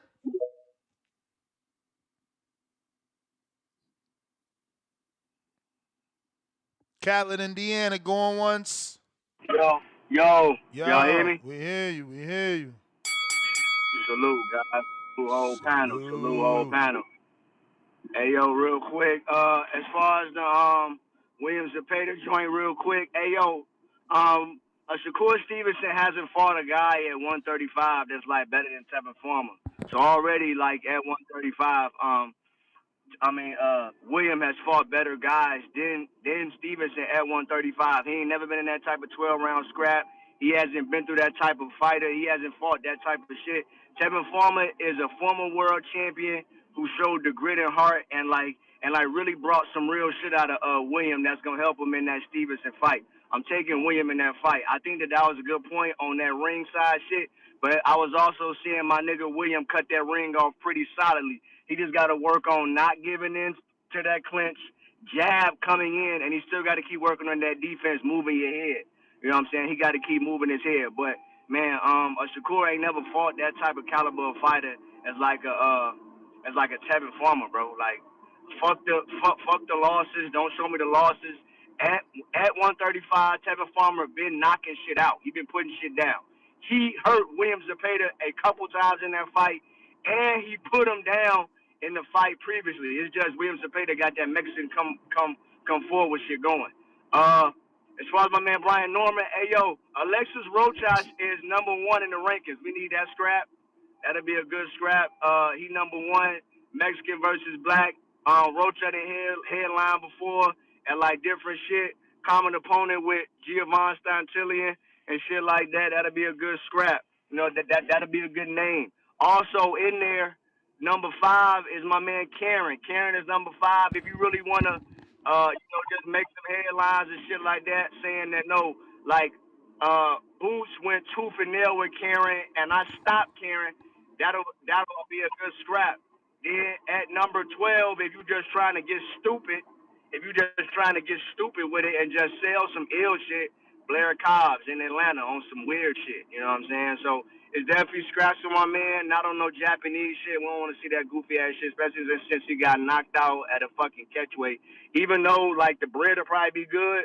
You know what I'm saying? We just don't got to do that type of scrap right now. Like, that fight is going to be there. Like, you don't have to do that right now. Like, let my man go build his shit a little more, and then if we got to come back, we can come back, bro. But, yeah, hey, yo, Shushu did call out Espinoza. I saw it on Sean's tail page. He was saying that, yo, I've been calling out Espinoza. Espinoza don't want to fight me and all that. Espinoza would beat Shushu. Angelo Leo. You know what I'm saying? Hey, yo, but I think, Stephen Foden would beat Shushu. He could probably beat Nick Ball, though, because Nick Ball is trash. But that's my call, bro. You may feel like it's your time. Hey, yo, wait, hold up. He's not trash. Let me hold on before you cut me out. They saying it's not. I don't want to they saying it's not a catchweight. It was the Sasaki missweight or somebody missweight. I'll get the details in a bit. All right, cool. Real quick before I go, Ness, last point. I don't want to say that he's trash because I don't want to call fighters trash. He's just not as skilled. That's my call. Thank you. You the man. Who that TV?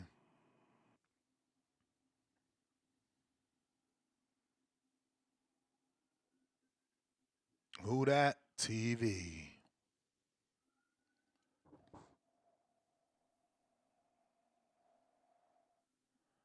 Going, yo, what up? What up? Yeah. What up? What's going on, cuz?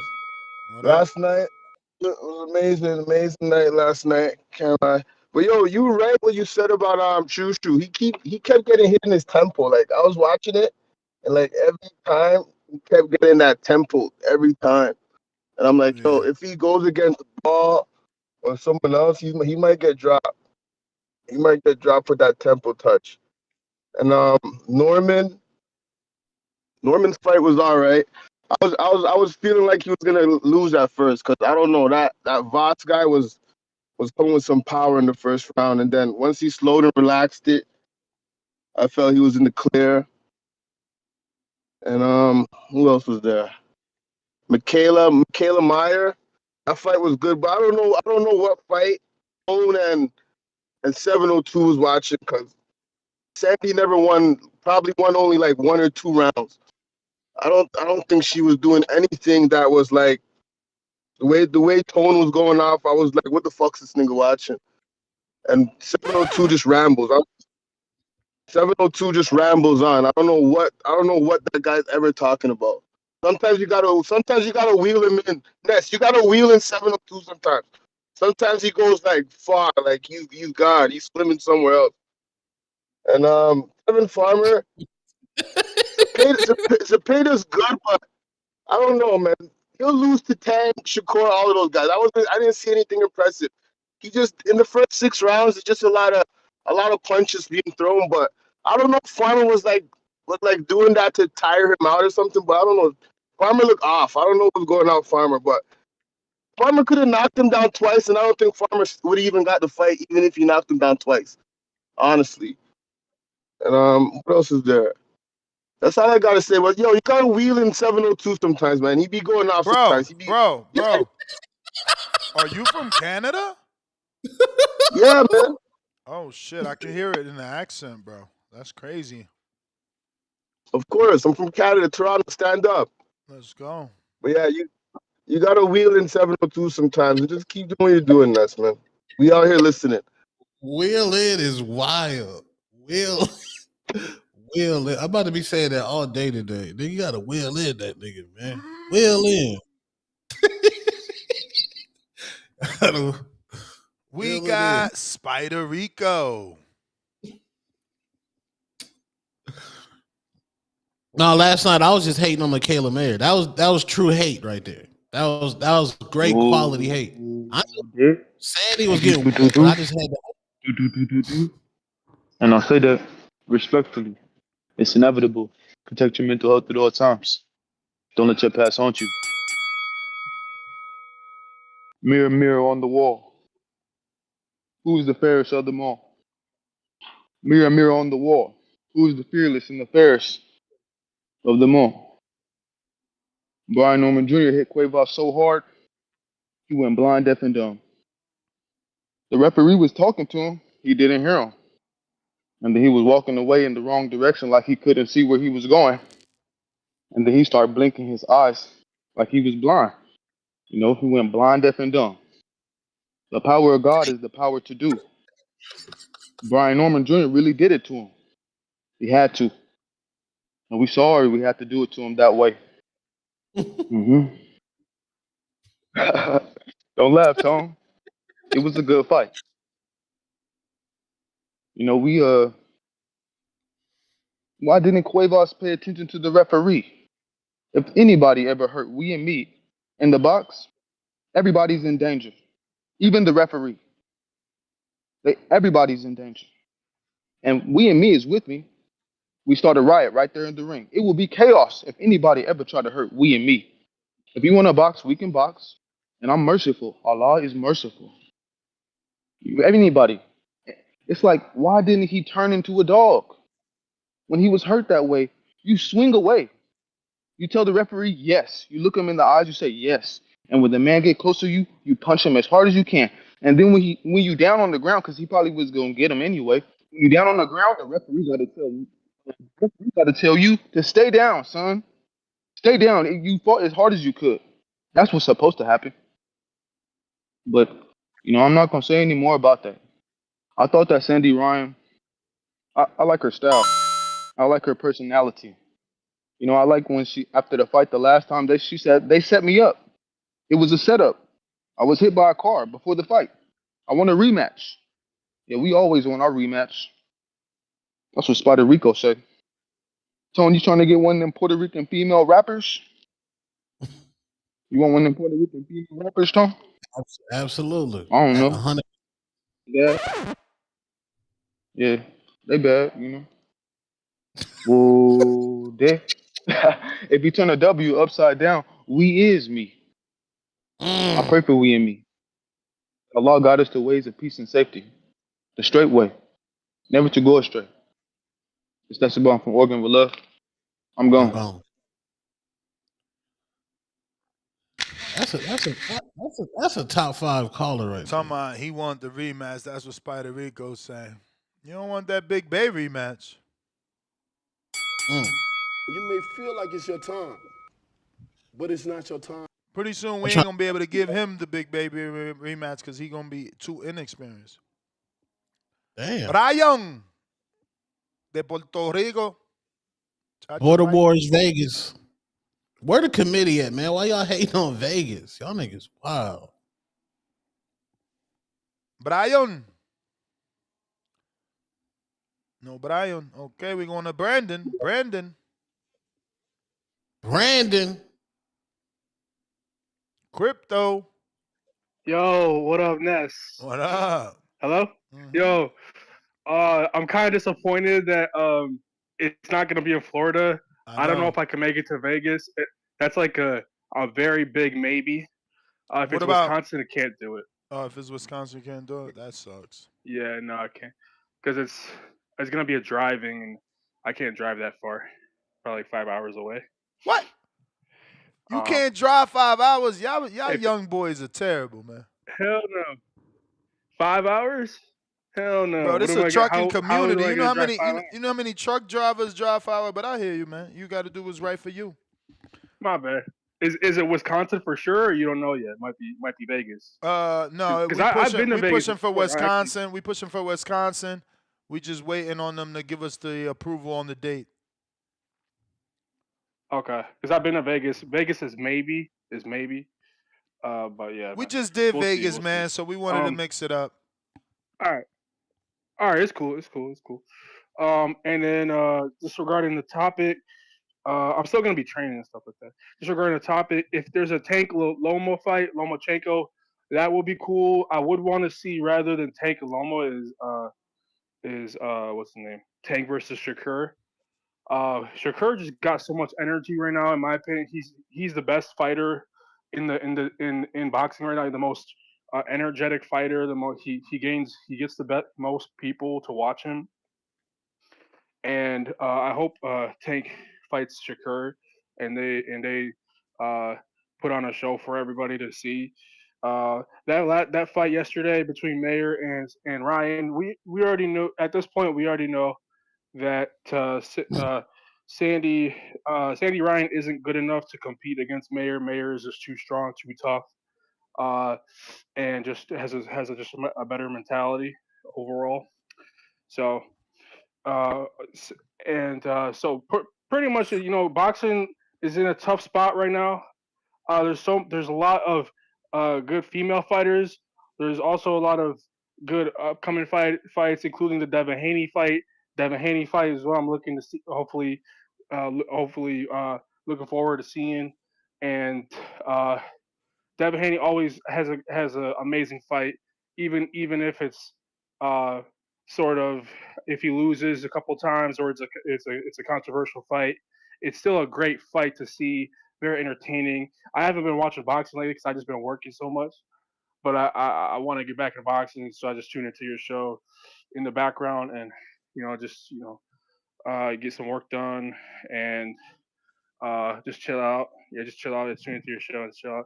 Your show is amazing, by the way. That's why I keep saying you. That's why I keep saying use the money, because your show gets me through the weekend, gets me through the day. So I appreciate Appreciate you, Ness. man. Appreciate you for choosing us to Yep. listen to, man. Yep. And so in boxing is since I got into it like 2024, 2023, it's been better because I used to just watch basketball only and NBA, those sorts of things, sometimes NFL. But now that I got into boxing, it's so much better because throwing hands is different than like shooting a hoop. You know what I'm saying? Like it's way different than shooting basketball. It's throwing hands, so it's You like may a feel serious like it's thing. your So time, Oh, yeah. that's why I love boxing. but it's not But your anyways, time. You the take care, man, man. champ. Appreciate you. Enjoy your Sunday. Happy Sunday to all. Tone sent me this video. This is like the truck Tank had, but That's fire. That shit lit. What is that? He got a deal out here with what's that dude's name? You hear a lot of fighters call him out. Shushu got a deal with him too. I think it's Chop. Oh, Chop! His reality show was fired. He be chopping them car prices down. So Chop got a deal out here. He deal with a lot of Las Vegas fighters that's doing their thing. You know, he has something going on with Shakur. He gave Shakur to Mozzie, you know, and now no one's confirmed this to me, but that is my belief that Amato has a deal with Chop, and that's why he swaps out cars on the regular. This Emiliano. Damn, hangout spot. That's how you doing me? Yeah, I said Amato by mistake. I meant Emiliano. You know, Emiliano got a couple. He did the AutoZone commercial. You know what I'm saying? It makes sense for Chop to do this. Feel me? He's getting the exposure Chop is looking for. We got one lump sum say, reel in like a fish. Benitez Boxing, I love this super chat, champ. Thank you so much for making me laugh. He put no words, just love, taking the 88 Berlanga to the car wash today. Shout out to that inside joke. You the fucking man. Nez GTO, Instagram and Twitter. Catch us on the next one tomorrow morning, 6 a.m. Pacific Standard Time. Peace and love. Peace.